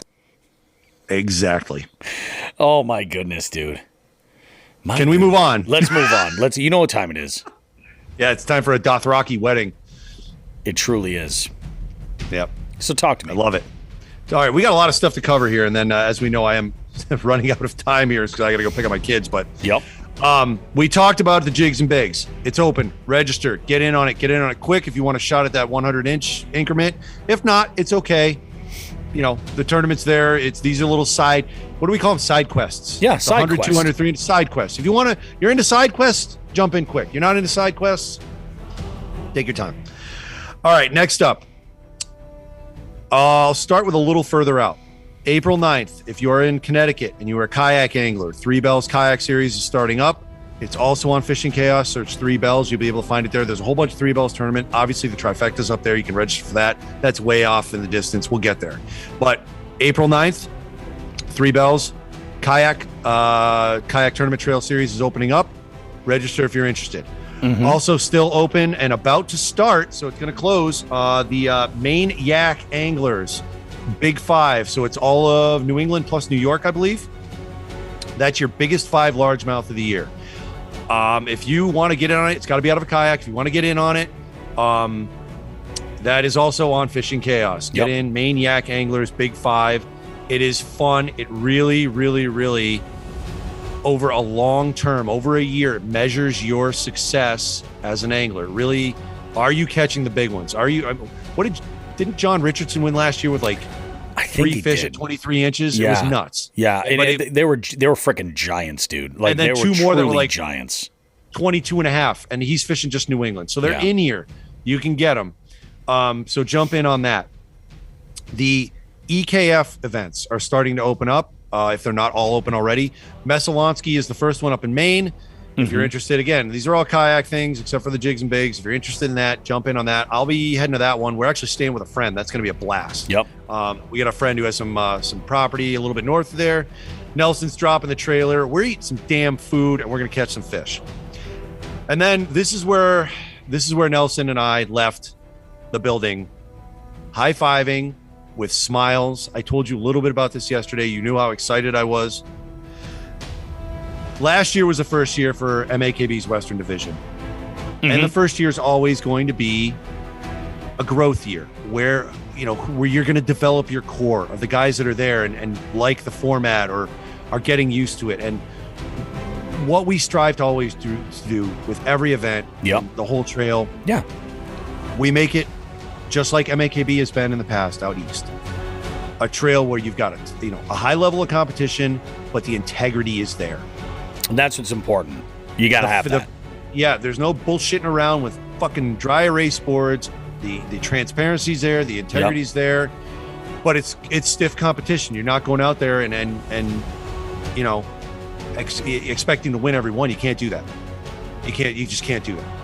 Yeah, exactly. This year, our event opened up, our opening event, because there's Angler of the Year points. It's been a concern since we decided on this date. A very, very popular lake, the A1 site. It's right on the line. A lot of Eastern Division guys love that lake. Some of them live right near. Yeah. Eastern Division used it last year. We used it this year. My concern was, well, look, this is a Western event. I really want our guys to have a crack at it first because of the Angler of the Year points. I don't want somebody getting pushed out by an Eastern guy or whatever. We're still coming to terms on that. But bottom line, 24 hours prior to the event opening up to everybody, Eastern and Western, it opened it up just to Western. The Western Division sold it out with just Western guys. It was awesome. That's great. And what Nelson and I saw when we made a few phone calls, there were names we didn't recognize. Yep. We made a few phone calls to the guys, our core group that was with us last year. Without us asking, it seems like everybody's bringing a friend this year. So that tells me not only did they enjoy it, but they're recommending it to other people. Yep. I can't thank everybody. I'm gonna name off a few of our guys that we consider like core that we're at almost every event, if not all of them. But like Nick Ringard, Dan Johnson, John Medina, Jerry House, Jerry Multi-House, baby. We've heard that name before. Oh yeah, we have. Gravy, Eric Graves. Who else am I thinking of? Obviously myself and Nelson are we're the directors. We got to be considered Corb. Oscar Serrano, Mike Williams. These guys are all bringing their friends. That's awesome. That says a lot, That says that we're doing a good job, and we hope to keep it up. So we sold out an event. We're game on for Saturday, and just so you guys know, if you're listening, Just a Tip was aimed at all of you for Saturday. Dress warm. It's going to be fucking. It's going to be brutal. Yeah. But that's the game. Somebody wins with a 15-incher. You win with a 15-incher. I don't give a fuck. We're out there fishing. So true. Thanks to everybody last year that fished with us and is bringing friends and recommending it, because I am absolutely floored and humbled by this. We did something right. So that's it. That's all I got for tournament stuff, man. It's starting this week. We're fucking on this. That's awesome, dude. Very exciting. Very, very exciting. Tournament season is on. We've got a lot of good stuff happening. And, Jigs and Bigs registration for April is on. Make sure you get into it now. That's a pretty damn good. That whole second segment right there is pretty much, if somebody could chop out a section of a show and explain, like, this is how good this program is, that's a great example. Lots of information. Review. Yeah. It's cold out. Dress safely. Yeah. Number 1. Yep. Absolutely. Number 2, watch out for the kielbasa pickle guy. Yeah. Number 3, tourneys. That's it. That's really all you need. I mean, the real thing we've got to accentuate is, for God's sake, watch out for the kielbasa pickle guy. All right. He'll fuck you hard. He will. Oh my God. Terrible. He will. It is. He will fuck you hard. Hey, you know what? I'm also going to do some more whoring. Look at me stepping out of my boundaries here. Really, God damn it.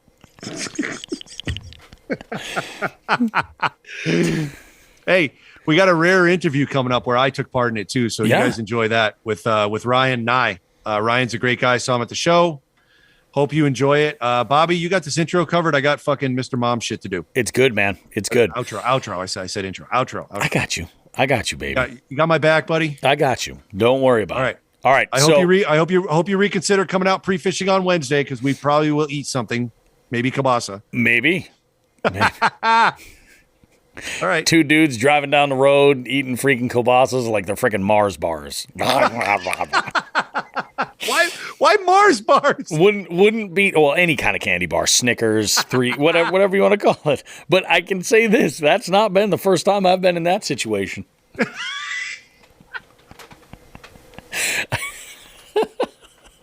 We eat a lot of kielbasa. We're all going to die at 50. We're we gonna eat fucking die. so much kielbasa. Oh, shit. All right, guys, we've got so much more coming up. After the break, Ryan Nye joins us, and we talk tournaments. We talk about some of the adventures that he's kind of experienced out there, and it's just a great conversation. Sean gets into it with us. It's a whole lot of fun. We will see you guys right after this. Jigs and Bigs is proud to announce that we're being supported by Three Bells Outfitters. Located in Smith Cove on the Niantic River, TBO is Connecticut's premier paddle sports retailer. They're a full-service shop specializing in kayaks and paddleboards for everything from recreation to tournament fishing. Three Bells is an authorized dealer of Hobie, Jackson, Feel Free, Native, and Bonafide kayaks, as well as many paddleboard brands. Not sure of what kind of SUP or kayak you want? TBO offers free demos of all brands. Want to go for an extended test drive? They have a full-service rental facility on site. Three Bells also offers a complete rigging service for your kayak with such brands as Yak Attack, Yak Gear, Burley Pro, Yak Power, Torqeedo, and more. The sky is the limit. You can visit Three Bells Outfitters in person or online at threebellsoutfitters.com. They ship anywhere in the lower 48 states, or order online and pick up at the store. Can't make it to the store to pick up your kayak, or worried the freight company might damage your purchase? Three Bells Outfitters offers a white glove delivery of kayaks within a 225-mile radius of their store at a rate less than typical freight carriers. They will deliver your kayak, set it up, and answer any questions you may have. Be sure to follow them on Facebook and Instagram. Don't forget to tell them Jigs and Bigs sent you. Three Bells Outfitters, because life is better on the water.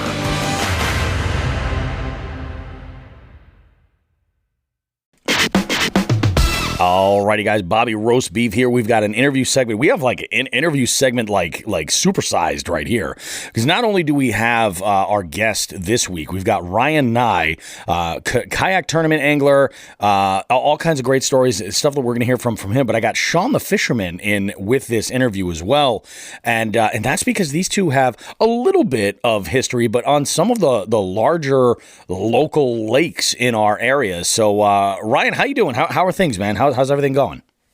Good, man. Good. Awesome. Very good. Very good. Sean, how are things with you? I mean, how'd the birthday party go? Everybody happy? Birthday party was excellent. I even got on the water a little bit beforehand. We'll discuss another time. We but, will. yeah, Definitely. It was it was a good day. Today was a good day. Today was a good day. I am not so today, the day that we're recording on is actually the day of the Holyoke St. Patrick's Day parade. And the parade is the second largest St. Patrick's Day parade in the entire country. And it's back after a lapse of 2 years. So I have been, I didn't even go to the parade because as somebody who lives within like a softball's throw of the parade route, all right, maybe a softball's throw if you're like Superman or something, but like somebody who is within walking distance of the parade route and can see this at almost any year, as normal, we said, nope, we're hiding in our house and just basically trying to keep people from parking on our lawn. So with that said, I have been drinking all day and I'm not going to say that I'm drunk, but I'm not going to say that I'm drunk. You see what I'm saying there? So we'll go. Let's we'll go with that. So let's go ahead and start this off. Before we get into any kind of like the general kind of talk fishing questions or anything, Ryan, I'd like to kind of open things up for Sean to kind of go and set the stage a little bit about the dealings that the two of you guys have had competing against one another, and you know any kind of like stories or anything you guys might have from that. So go for it, Sean. Yeah, I met Ryan in 2018 at a local. Ryan, do you remember was it a championship? It was open. I don't remember what the actual event was, but it was a. Yeah, it might have just been like the end of the year. I don't know. It was like a 2-day. I think it was a 2-day, right? It was a 2-day. I guess it was probably like the trail championship, I guess is what you call it. I don't know. It was 2018. It was in September, and I met you during that event. It was actually the first in-person tournament I'd been in years. And it was local and it was open. So I said, all right, I'll jump in on it. And day one, I think it was correct me if I'm wrong. I think both days were a 3-fish limit. And it was that's the correct. biggest, Yep. the biggest bag of both days. So it wasn't 2 individual tournaments. It was one single tournament. And day one, you were on the leaderboard. You were the top of the leaderboard. You were the only person to catch a full bag. And I was right behind you at 2. And then the next day we flip-flopped and I got extraordinarily lucky. And one of the 3 I caught the next day happened to be a lunker. And I think I squeaked it out by like less than an inch on you, which is the only time that I can claim any sort of finishing ahead of you in the standings, because since then you have been on an absolute tear. We've both shared Candlewood, where you came out on top last year while I was, in a Texas death match with a carp. You were out actually being successful catching bass. And I remember after you'd gotten your check and you were walking out with an ear-to-ear grin in the parking lot, I laid on the horn. I'm like, great job, Ryan. And I'm pretty sure you said, who the fuck was that? But no, I knew who you were. I'm sure. Okay. I'm sure I knew who you were. But yeah, those are the only 2 times we've shared a lake together. I mean, again, like when I talk about the anglers that I'm lucky to get on lakes with, and they're of such a caliber that I'm in awe, your name comes into the picture. You know what I mean? I mean, if you're fishing against you are fishing against one of the best. So I know this year you've had a ton of success on the KBF trail. I've been keeping an eye on that, and nice little high five every now and again online I throw you. But do you want to talk about your perspective of the past 4 years and where you've started and where you've gone tournament wise? Yeah, thanks. I appreciate that. I don't know if that's quite true, but yeah, I think there's a lot of good anglers around that we all fish with. But I mean, for me, I started kayak fishing. It had to be 2017, and then I did a local trail here, and then I ended up going up to Mass and doing a few events, and that's obviously, like you just said, that's where we met, was in that local trail up in Mass. I think it was actually on the border. I think that lake was a bordering lake between Connecticut and Mass. Yeah, the southern basin of that lake is in Connecticut. It's one of those 3 or 4 bodies of water that we share, and both licenses count. Good luck to the EPA and DCR on that one. Yeah, so fished locally for a little while, and then, like you mentioned, I made the bump to KBF when that was still a regional. They were still doing like a regional trail, I guess is what it was, my rookie year of KBF, and then now it's like just national. They don't do the regional stuff anymore. But yeah, I made that move and did decent last year. I like you said, I won Candlewood, and I got 2/4 on the Potomac River, which put me in pretty good AOY shape for the year. And then I sucked down in Louisiana and lost that.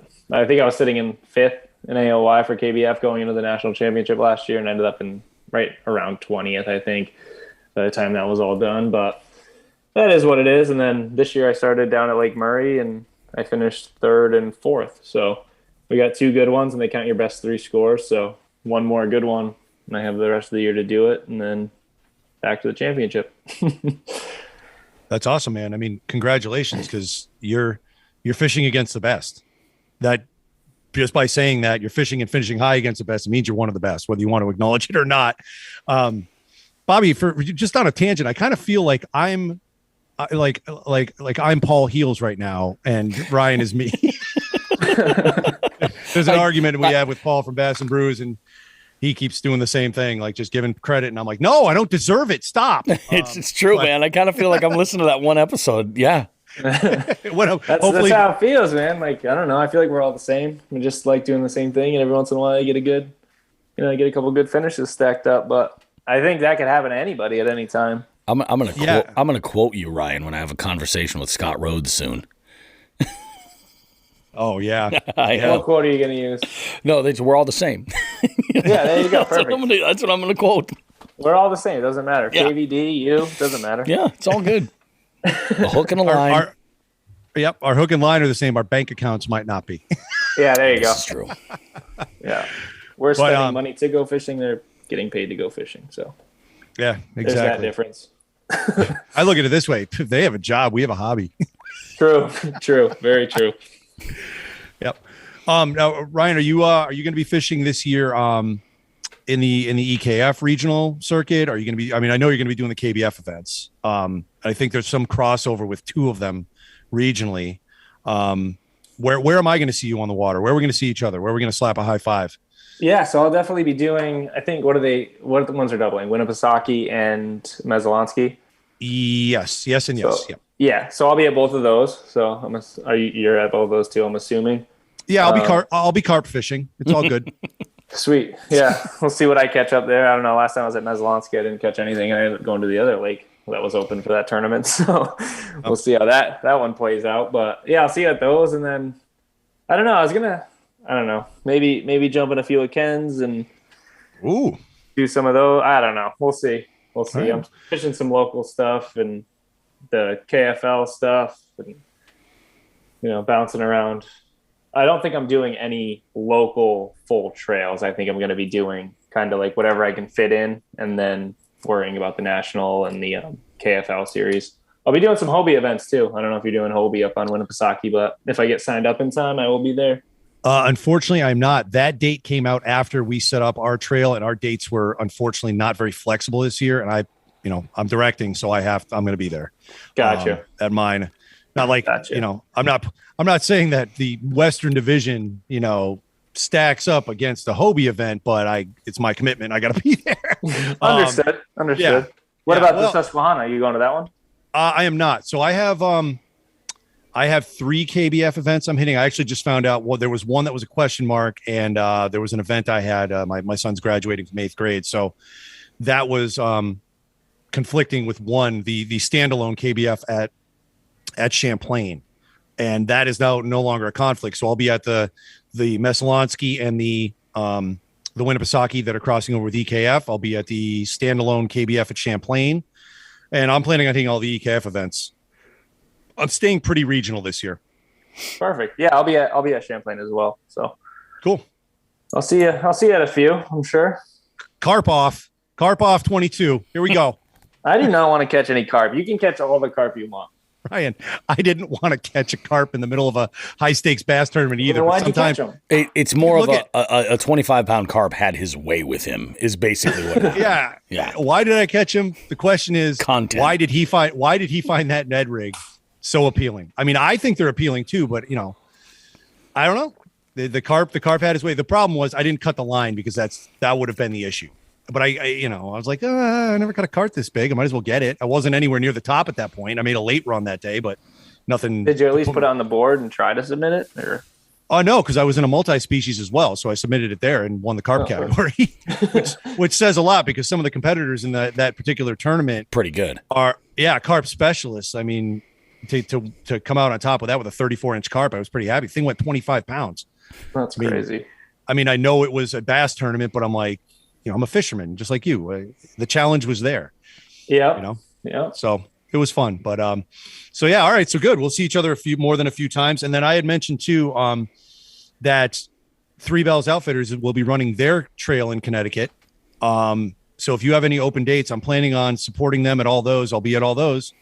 If you have an open date, drop in, man. I'd love to see you on a local level as well. And I'm going in without pre-fish, and we call it barebacking. I'm going to do that. So we're good to go. Yeah. You don't need to pre-fish these Connecticut lakes. They're all easy. Well, that's a matter of time. You know what I mean? I'm not going to have the time to. So I'm there to support Three Bells. That is my priority. Go out and catch some fish and let the carp bite where they may. Fair enough. Yeah, their first event I think is April 8th. Is that right? 9th. Yeah. 9th. Yeah, right around there. That's the same one. That's the same weekend as the Potomac. So I will not be at the first one. I'll have to see the rest of theirs. But yeah, I'd definitely like to make some of those because those are all pretty close to me. So yeah, I'm sure I'll see you at one of those if it is available. Yeah, and it looks fun. Derek set up a bunch of lakes that I've never fished before, so it's completely different angle for me going in and fishing without pre-fishing and just let it fly. Yeah, absolutely. Yeah, cool. That should be a cool trail. It seems like they got a lot of interest in it, and everybody's kind of talking about it. So, do you have to do you have to be like a member to fish those? Do you know? To my knowledge, no. They're just open. Correct. Gotcha. This is their first year. There's no membership. I think they're going to be trying to draw numbers and see what happens, and then take it from there. Cool. Yeah. So hope to see you there. Yeah. No, I'll definitely try to make one of those. I haven't seen the full schedule yet. I don't know if it's out, but I'll have to look when I. The first event just went up on Fishing Chaos, I think yesterday or the day before. Yeah, so, I saw that one. That's the one that conflicts. So. Yeah. So I'll be at that one, and we'll see. Like I said, we'll see what happens. This is it's a lot of fun. I mean, you and I I think probably have the same amount of fun at tournaments, and just to have another local trail that's a viable option to fish, I'm all for. Oh, absolutely. Yeah. Yep. Definitely. So, yeah. Have you had a chance to listen to some of our interviews previously? Yeah, I've listened to a few. Okay, good. Because I'm done with you. The defense rests, Your Honor. I'm going to hand you over to Dr. Roast Beef because he's got a few things he would like to ask you. Yeah, perfect. We'll do some talk. So Ryan, I mean, aside from basically being, a tournament angler here that causes Sean the Fisherman to kind of switch roles between that Sean and Paul Heels sort of situation there. Let's talk about like from the beginning. How was it that you discovered fishing? Did somebody introduce you to it? Or is it something like you just kind of like stumbled into? How did we get to from point A to like point Z where we're at right now? So I would assume probably my grandfather was the one that really got me into fishing, just going fishing for whatever. Mm-hmm. There's a little pond that they used to live near that we just go, catch bluegill or perch or whatever at and just mess around. But I also grew up on not on a lake, but like in a lake association. So we spent a ton of time down there just fishing and messing around. And so I was always around the lake and, and then I think in Connecticut, you need to be like 12 or whatever to get a boating license. So right when I was like 12, I ended up getting a little plastic Sun Dolphin.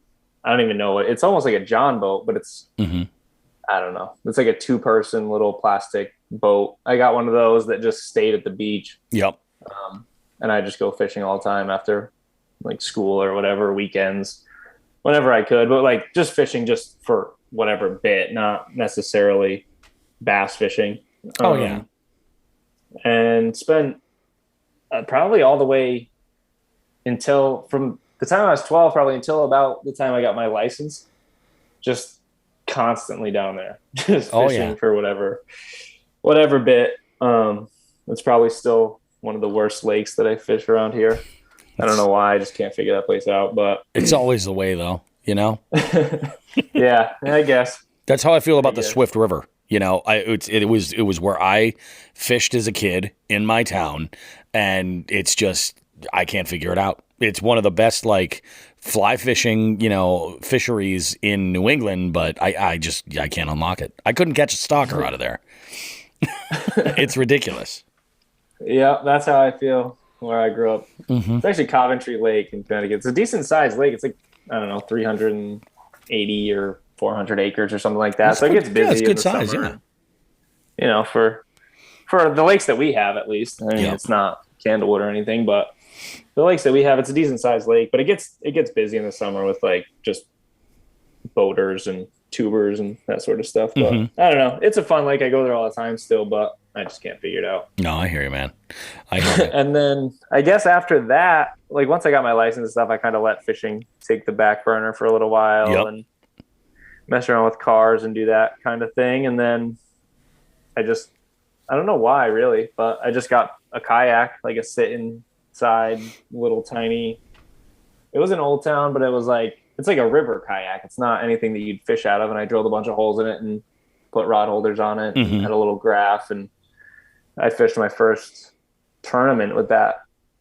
Or I guess my first season out of that boat.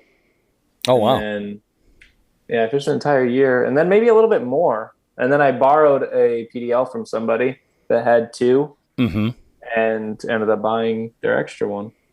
That's awesome. And then I had that until this season. I just got a new autopilot. So I've only fished out of 3 boats since I've been fishing, but sweet kayak fishing. Now, as far as like when you're out there, like what's your threshold for where you're like, which conditions and how extreme will make you say you're done? I don't know. I guess it depends on what I'm doing. If I'm in a tournament, I think that it would have to be called like by the director for me to get off the water. If I'm just fun fishing, like pouring rain and 40 degrees doesn't sound like a good time. I probably just wouldn't go. Yeah, that's true. I guess, tournaments, being in a tournament, you kind of, you have the, I don't want to say it's a luxury, but you can say like, okay, well, this director's probably going to know what's the best move, and the director don't leave that up to me. Yeah, the director is responsible for all the anglers out there. So yeah, I could see where you might say, yeah, we're just going to keep going until I get told to come in. Yeah. So I really don't. I don't know. I would just keep. Like I said, if it's really miserable, I just wouldn't go. But it would have to be pretty bad, like wind and all that. Doesn't really bother me. Yeah, I don't know. Getting into baits, like what's your short list of confidence baits? What do you feel like you do the best with? By far a jig, like a little 3/8 half ounce jig. That would be number one, time and time again. I guess it really depends on time of year, but I'm not like a wacky worm guy. I'm not a Ned rig guy. Yep. Like drop shot, not really my thing. Like chatterbaits, probably up there. Just Texas rig, worms or craws or anything like that is up there. Nice. Yeah, I don't know. I don't do anything too crazy, really. Now, in terms of tackle and like what's available out there, the old saying about fishing tackle catching more fishermen than it actually catches fish. Correct. What do you think is the most ridiculous tackle trend that the industry has kind of presented to anglers? Have you tried it, and how did it work out? I don't know. I don't know. I don't really follow like the trends, like a lot of that, like weird stuff that they make. Like I know Lunker Hunt was on a thing for a while where they were making like, or maybe it was like Savage Gear or something. So they were making like topwater snakes and the spiders and all that sort of stuff. I've never tried them, but it just seems like that's just to catch the fishermen to me. I don't know. Like what's wrong with just like a hollow body frog? Why do you have to have a spider? I don't know. Oh yeah, or like the ducks. That's one of those things. I think that absolutely, it's just about catching the fisherman's eye. Oh, show them something different. Let's redesign something. The fish is never going to see this angle of it, but yeah, I guess that stuff. I don't know. Like like the jackhammer trend. I think that those are worth it. I don't know, maybe not, but I think that they have a time and a place. The Ned rig trend. I'm not a fan. I don't throw it. Like if I'm throwing a Ned rig, we're real desperate for something. But I know guys kill it with that. That live and die with it. Yeah, absolutely. for sure. So you can't really hate on that. I forget who it was, but there was a guest that at one point had said basically like when it comes to baits, like you just gotta throw what you like to throw, because if it's a presentation like the power versus finesse thing, like if you enjoy fishing those finesse baits and they perform well for you, you got to put your time into those, versus, the other way around. If you're used to ripping chatterbaits all over the place or deep diving cranks or something like that, maybe throwing a tiny drop shot isn't necessarily going to, give you the same sort of satisfaction, and you're not going to enjoy the process of even, of trying to get bit. So I think that's true. And I think the whole confidence in fishing thing is just 100%. I think that's really the biggest part of the whole thing. Like if you pick something up and you're throwing it and you have no confidence in it, you're not going to catch anything. Yeah. Or it's going to be rare that you're going to catch anything. But if you pick it up and you have confidence that it's going to work, I think that's really the difference in a lot of these techniques, whether it's deep cranking or throwing a glide bait. I just think that you need to be confident that you're going to catch something on it. And if you're like, this isn't going to work, then it's probably not going to work. Yeah. No, I agree. I think it was Chris Ellis was talking about that. He goes, I'm not really a believer in luck as much as I am like energy. Like if you genuinely feel like what you're throwing is going to get bit, he's like, I really do believe that that plays a role, in versus throwing something like, oh, well, so-and-so said this would be great. And you're just like kind of throwing it just because. Somebody said, oh, yeah, red is great in the spring. So you're throwing everything red. And it's like the odds are that you're not going to have that confidence. And, so I don't know. It's got some kind of new agey kind of way of thinking. But that's how that's how I think about it as well. But it's just interesting. A good example of that, too, is was it last year? 2 years ago? I don't know. We went down to Kissimmee for the that KBF. Yep. Tournament down there in Kissimmee. It's like the first one in January, and you go online and you see all this stuff like throw like a speed worm and swim a worm around and do all this stuff. And like I went down there and I like got all this stuff to go swim a worm and do it, and I'm throwing it and I'm like, I don't even know if I'm doing this right. I don't. That's know. The worst feeling ever, man. Just zero confidence in this. I'm like, I'm sure it works, but it works for the guys on YouTube who grew up in Florida doing this, so. And isn't it wild, too, when it comes to bait and bait selection, how there's two schools of thought. They're like, you have this, oh, well, this works, or this presentation works at this time. And then there's always that show them something different kind of like trump card where it's just like, well, no shit, Sherlock. Of course. Like, let's throw something that they haven't seen to try to get that. So it really is. It's like, at the end of the day, all you can do is walk away with like, hey, if it works for you and you're catching them, then great, Yeah, but it's funny. Like you see a lot of people like when we were just down at Murray, there was a college tournament. Yep. And all these kids like running from the same point to the same point to the same point to the same point, like basically like they're all doing the same track. Yeah. And they're all throwing Alabama rigs. Like there was nothing different between like the 6 or 7 boats that we see pulling in and stopping at all these same exact points that look good on a map. Yep. And just skipping over everything else because it doesn't look good on a map or whatever. Like because somebody said that throwing Alabama rig on points. Exactly. Apparently, you got to think at that moment, all those fish are just like, wow, there's all these small schools everywhere. I feel like I'm at like Golden Corral. They just keep coming back. It's crazy.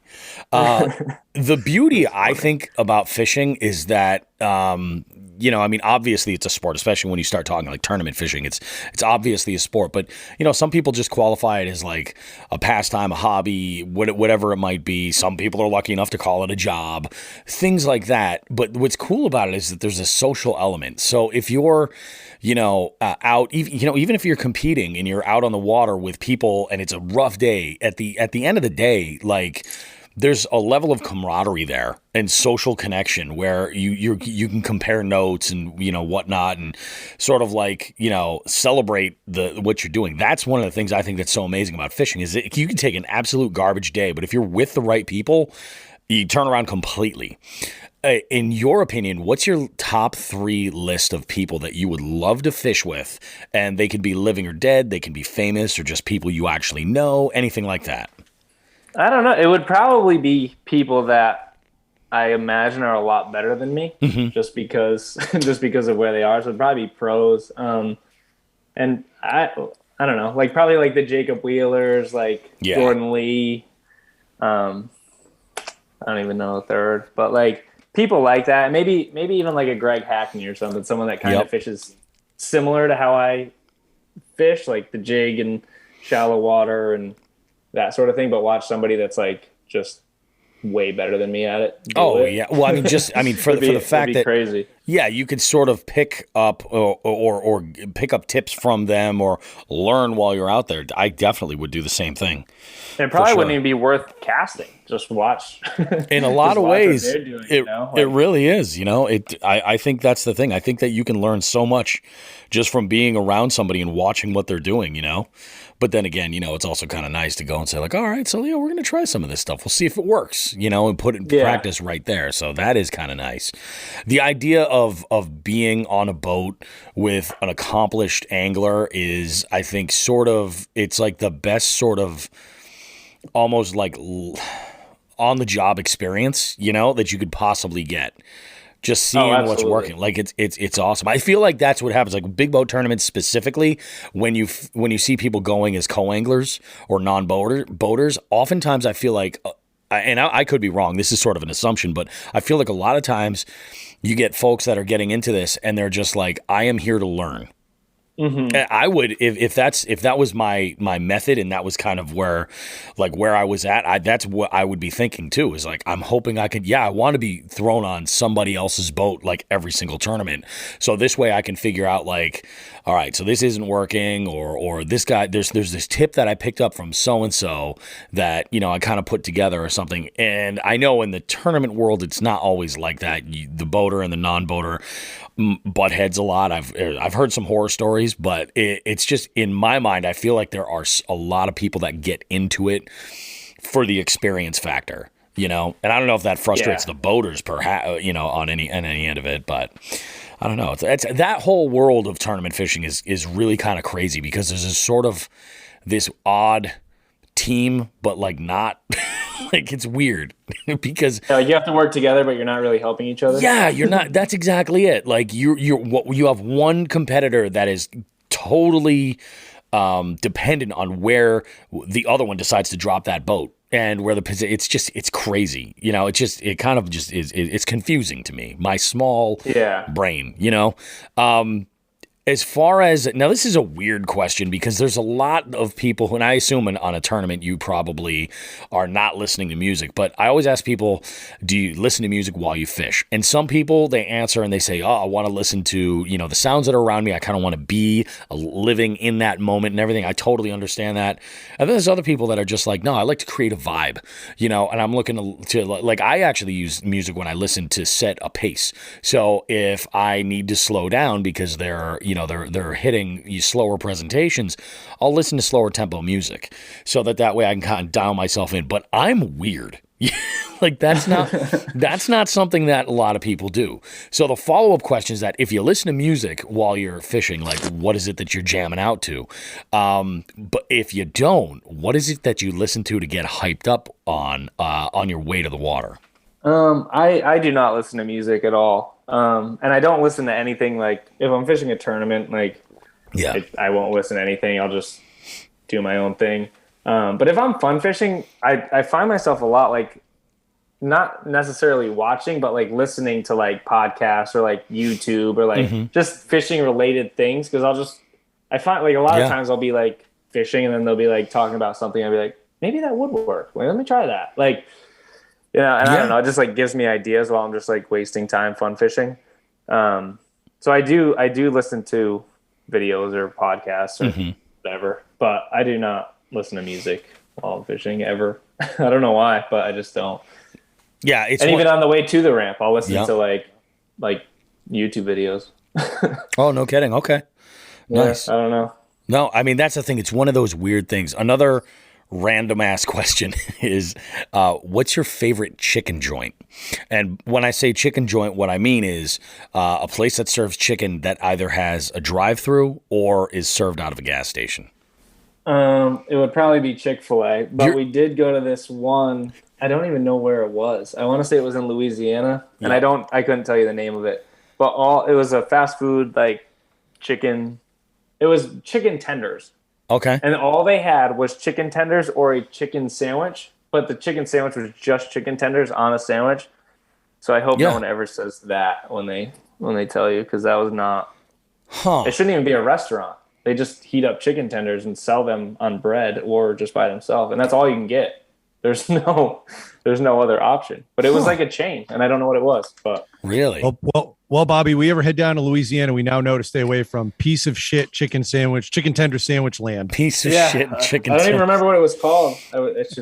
You know what's fun? It was terrible. I was so disappointed in it. I've always made the joke. I'm like, I use that question when people say Chick-fil-A. It's like end interview. You're like the third guest in a row who has said Chick-fil-A. And what else is there? It's crazy. Oh, so much. So much here, because I don't know. Maybe I just missed them. But let's go with the it's all absolute burgers. Let's go with the absolute like baseline. There's KFC. Now, Wild Bill from Hooks at Hoodlums went with KFC, I believe. I think that was his choice, and raised an eyebrow over here. I thought he had better taste than that. But you've got Popeyes, Church's, Crispy Crunchy. I think is the dark horse. Folks down in what's the other one? There's one that I'm thinking of, not Jack in the Box. The hell is the name of it? It escapes me. But there's a bunch of them, and even there's one like local gas station place around here, Chester Fried, and it's been around forever. My father said that was his favorite when we had him on in September. It was just, I was like, really? I'm like, oh, okay, all right, interesting. I mean, it's just crazy, but I use that kind of like as a baseline question, usually to throw a guest off or throw them a curveball. I don't even think I've had Popeyes. Really? Like, I know that there's one close to me, but it's new. Like there was none close to me. Even Chick-fil-A's, there's not a lot close to me. There's one. There's not almost at the Mass border, and Chick-fil-A. There's one a little bit closer, but Chick-fil-A isn't exactly like easy to get, in up north. It's not as in other parts of the country. It's all over the place, but like we have one or maybe two now that are somewhere in Western Mass. But yeah, I don't know. They don't have a lot of gas station fried chicken joints in Connecticut, Bobby. You're right. They really don't. I don't know if they do. I don't go looking for it,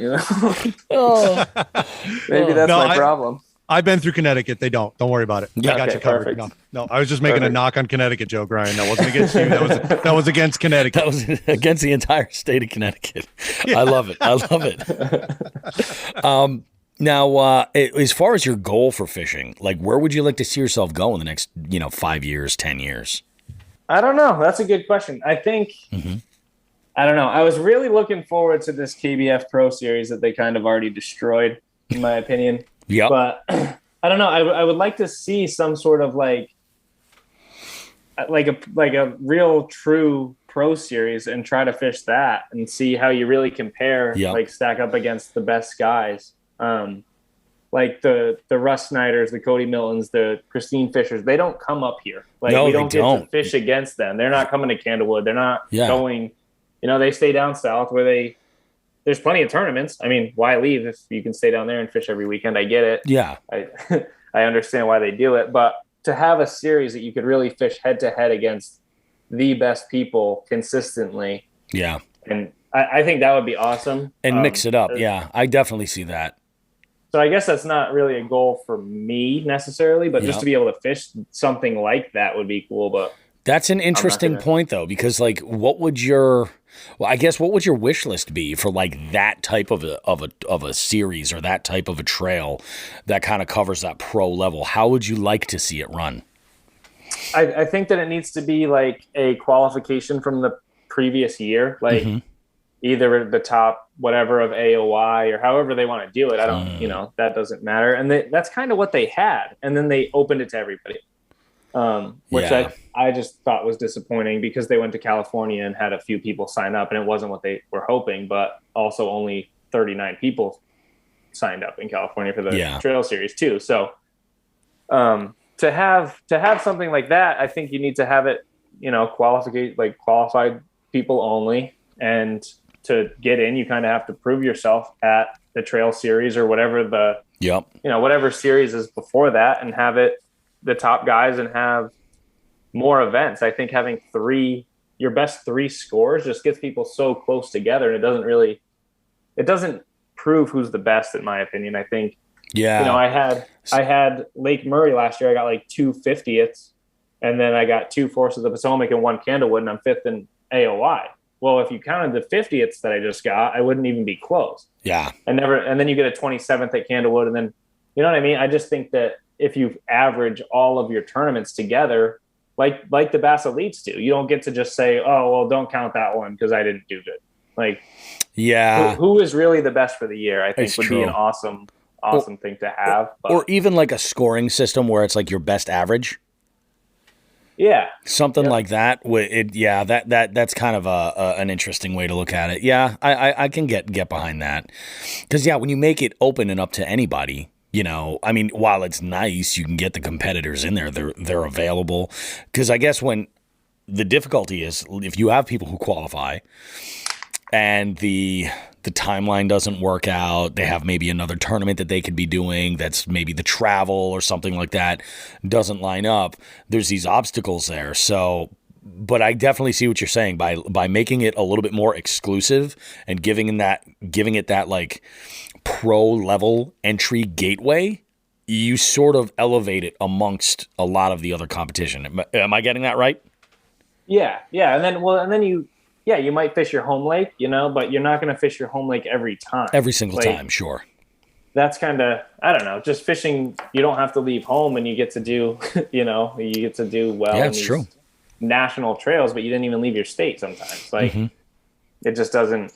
I don't know. I don't think it shows who's the best the way that it is right now. And I get, like, you need, obviously, you're trying to get people in and whatever, but if there could be like a pro level something and to qualify for something like that would be cool. Yeah. No, I definitely get that.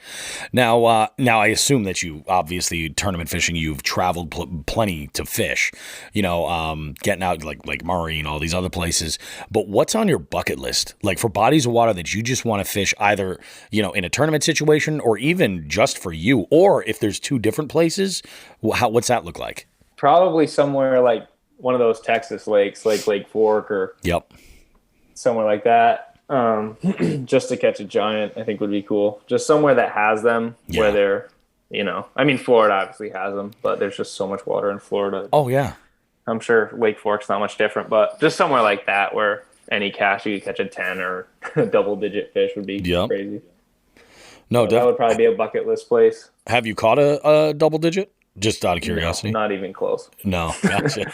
No, I think like 7.5. I mean, it's possible. Even up here, like but when you get them, it's so rare, Yeah. Like it totally is. Like it's a unicorn. It truly is. Like when you get a fish of that size up here, but I mean, they exist, so when you're going out, and obviously I don't want you to like reveal too much as far as when you're, on tournament day or anything like that, but kind of walk us through like your rod and reel arsenal, like what you're bringing out and how you sort of put all this stuff together. Usually like, I think I fit like 8 or 9 rods in the kayak. No more than 3 spinning rods, and then everything else will be casting. Typically there'll be like some sort of like, the jig will always be on, the chatterbait will probably be on. Depending on where it is, probably like deep crankbait or some sort of, like some sort of crankbait, either square bill or deep or, and then, I mean, closer to summer, you'll get like that Texas rig stuff out. Yeah. Not typically big baits. Like I'm not like a big, like go out and throw a swim bait and just hope you get 5 bites kind of person. Oh yeah. That's not Chris Zaldain, Yeah. What else? Like this time of year, like a rattle trap probably. Yep. Maybe a spinner bait, maybe. I don't know. That's probably it. Now, maybe a little Kitech or something. Sean loves this question, so I'm going to let him ask it. The white van question, Sean. Bobby and I pull up in a white van. Bobby leans out the window, tilts his sunglasses down, and goes, "Do you want some candy?" Is that the right question? Oh, shit, wrong show. I'm sorry. This is the fishing one. You won't. The answer is no. The answer is no. I do not. You win. No. All right. You are we pull over the side of the road. Even worse, we don't even ask if you want candy. We throw you in the van, the Jigs and Bigs mobile.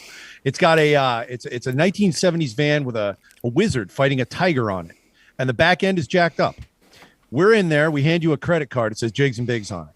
We say, we're going to a lake where you don't know anything. You don't know the weather. You don't know what the substrate is. You don't know how deep it is. You know nothing. You don't know the weed growth. And you can buy a rod and reel, only one combo with line, one spool of line, no leaders. At Richard Sport. No, we'll go to Old Glory for this one. We're going to head over to Old Glory. So we're going to Old Glory. You can get one combo, one spool of line. You already have all the lures you want to bring. You can throw anything, but you only have that one combo to throw it with. What are you buying? I would probably buy the same setup that I use to throw a jig on. I throw it on I think it's an Abu Garcia Veritas. It's like a $99 rod, and then I throw it with a Daiwa I don't even know what it is.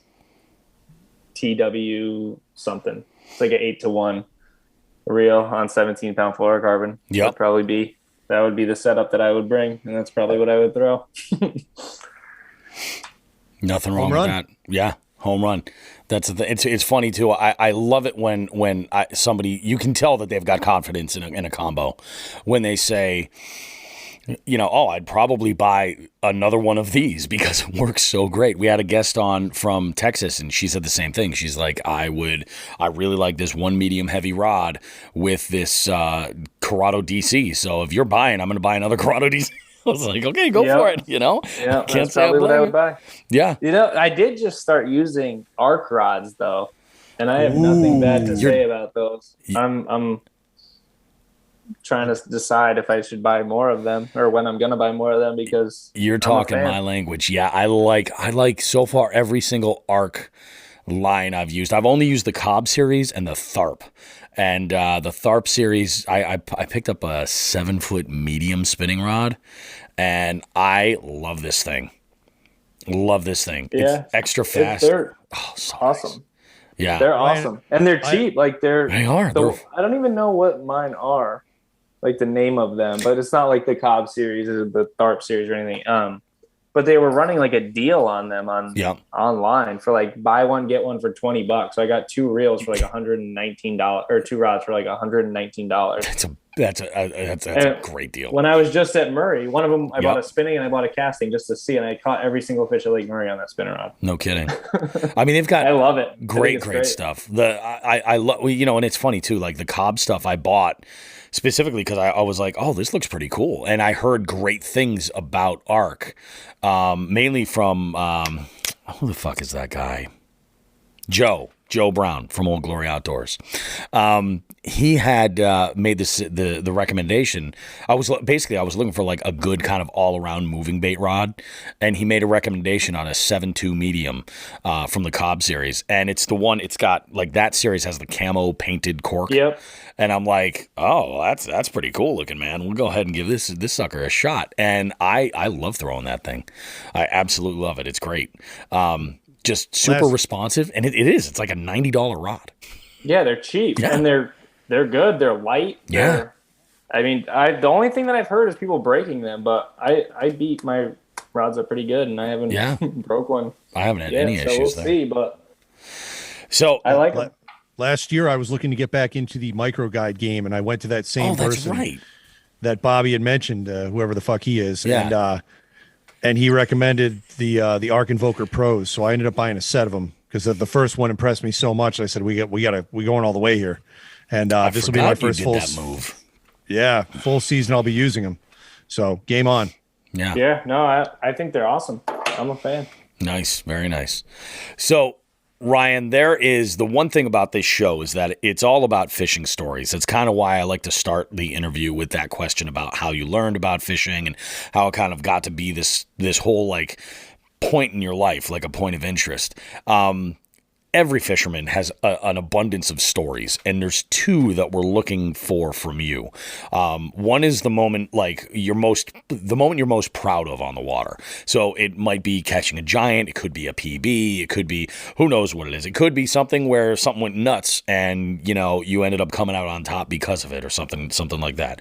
Chaos usually makes for a good story, but the follow-up is, and this is the one I think most of our guests kind of struggle with, is because there's an abundance of them. We want the story that's sort of the biggest, that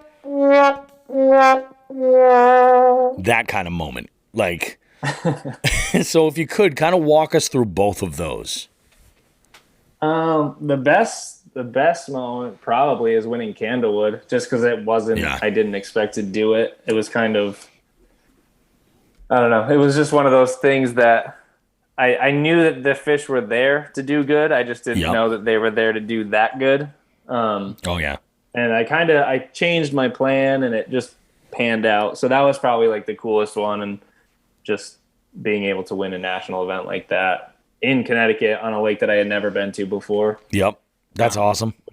Kind of one of those things that was pretty cool, especially when all the local guys that I know that don't fish nationally came in to go win money and didn't. That's a pretty cool moment to be proud of. It really is. Well, just big boat guys that fish there all the time, and they're like, "Oh, I'm gonna go and I'm gonna win this money from these kayak guys," and then they don't. Yeah, so that's pretty cool. The other one, I don't. Yeah, that is a tough one, because there's a lot, like just going somewhere and I don't know, like traveling, maybe Florida, like going down to Florida and just not doing well. Like, it's probably the furthest that we could drive, or that we did drive at that time, and to go down there and just be absolutely terrible and not know how to catch a bass.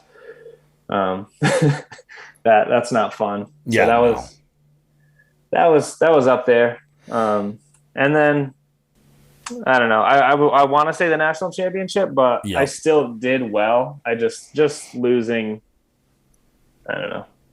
I just hate losing. So I don't not in like a bad way. Like, I don't get like pissed off and throw stuff. Like, I don't really, I'm not like that kind of person. But just knowing that I could have done better, and just like a lot of stupid mistakes and lost fish and. Mm-hmm. Oh yeah, because you kind of like you go through the motions afterwards in your head, and you're kind of like, oh, I should have done this, and that could have played out differently, or maybe I made a decision to try this point versus this other spot, and that might have played out differently. And well, I GoPro like all of that stuff, so I have two GoPros on my boat like pretty much all the time, except for just when I did good at Murray, because it was a new boat and I had no idea what I was doing, and I was just happy to get it working, that I didn't really get it camera ready. But in Louisiana, I hooked a fish that was, I don't know how big it was, but it was big enough to help. And it swam across like the front of my boat, and so it like went from left to right. And I put my rod tip down on the left side of my boat for whatever reason. So it just broke me off, because it's on the opposite side. It's going away from me, and my rod can't go any further. So it just broke me off, and I just rewatched that, and I'm like, I'm an idiot. That might have been the moment that I was just like, I'm an idiot and I suck. But I don't know. That could have been it, just because I get to rewatch it and see how terrible of a decision it was. Oh yeah. Oh, I hadn't even thought about that. I've been thinking about putting GoPros all over my boat, sort of for the same kind of reason, is so I can collect data. And I'm like, I get to relive all that. There's this one moment where I lost an 18.5 off my measuring board.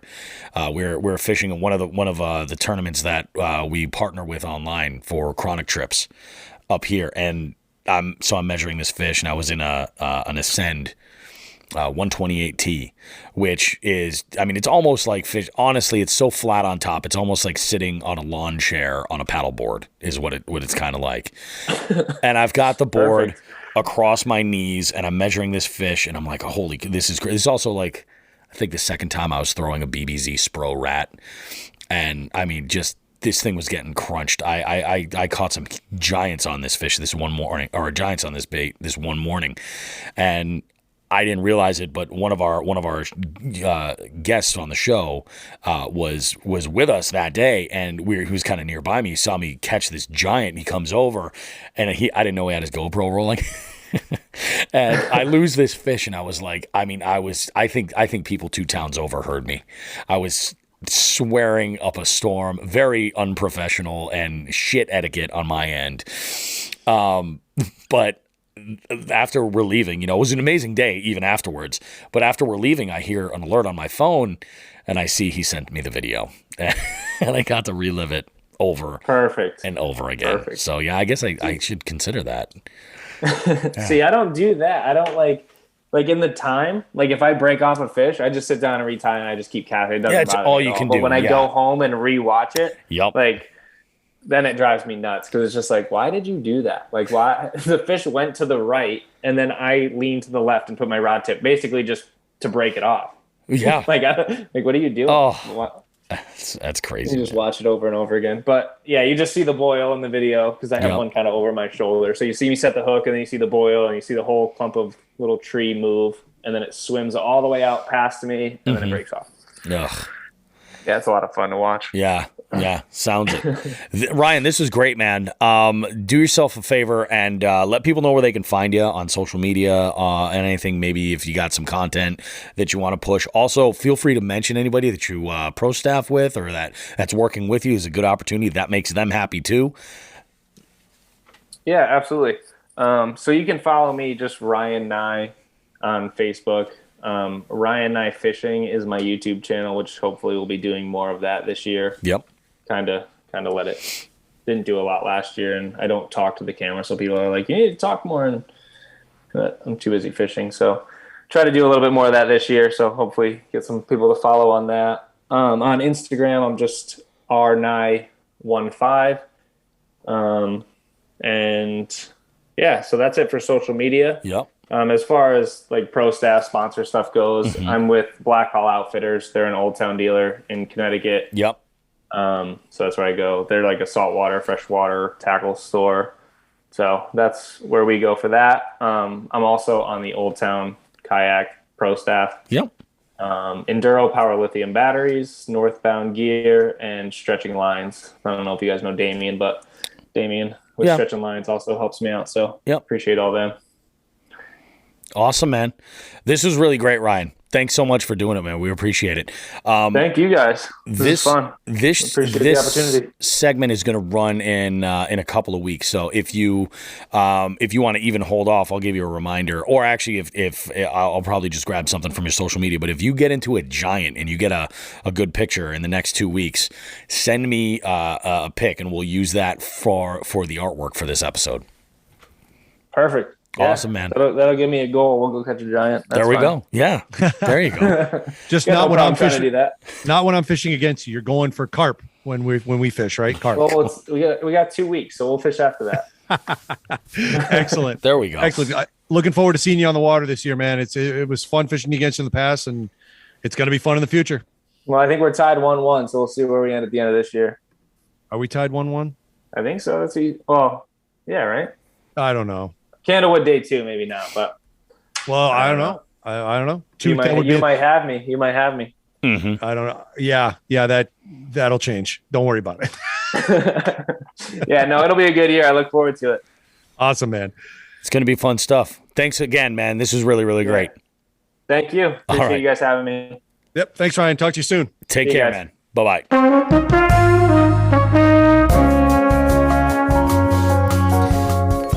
Oh, boy. What a show, guys. Big thank you to Ryan Nye for joining us and being part of this wacky little podcast that we do here at Jigs and Bigs. You know, Sean and I take a lot of pride in this show, guys, and we really do, and most of that actually comes from the interactions that we have with all of our listeners.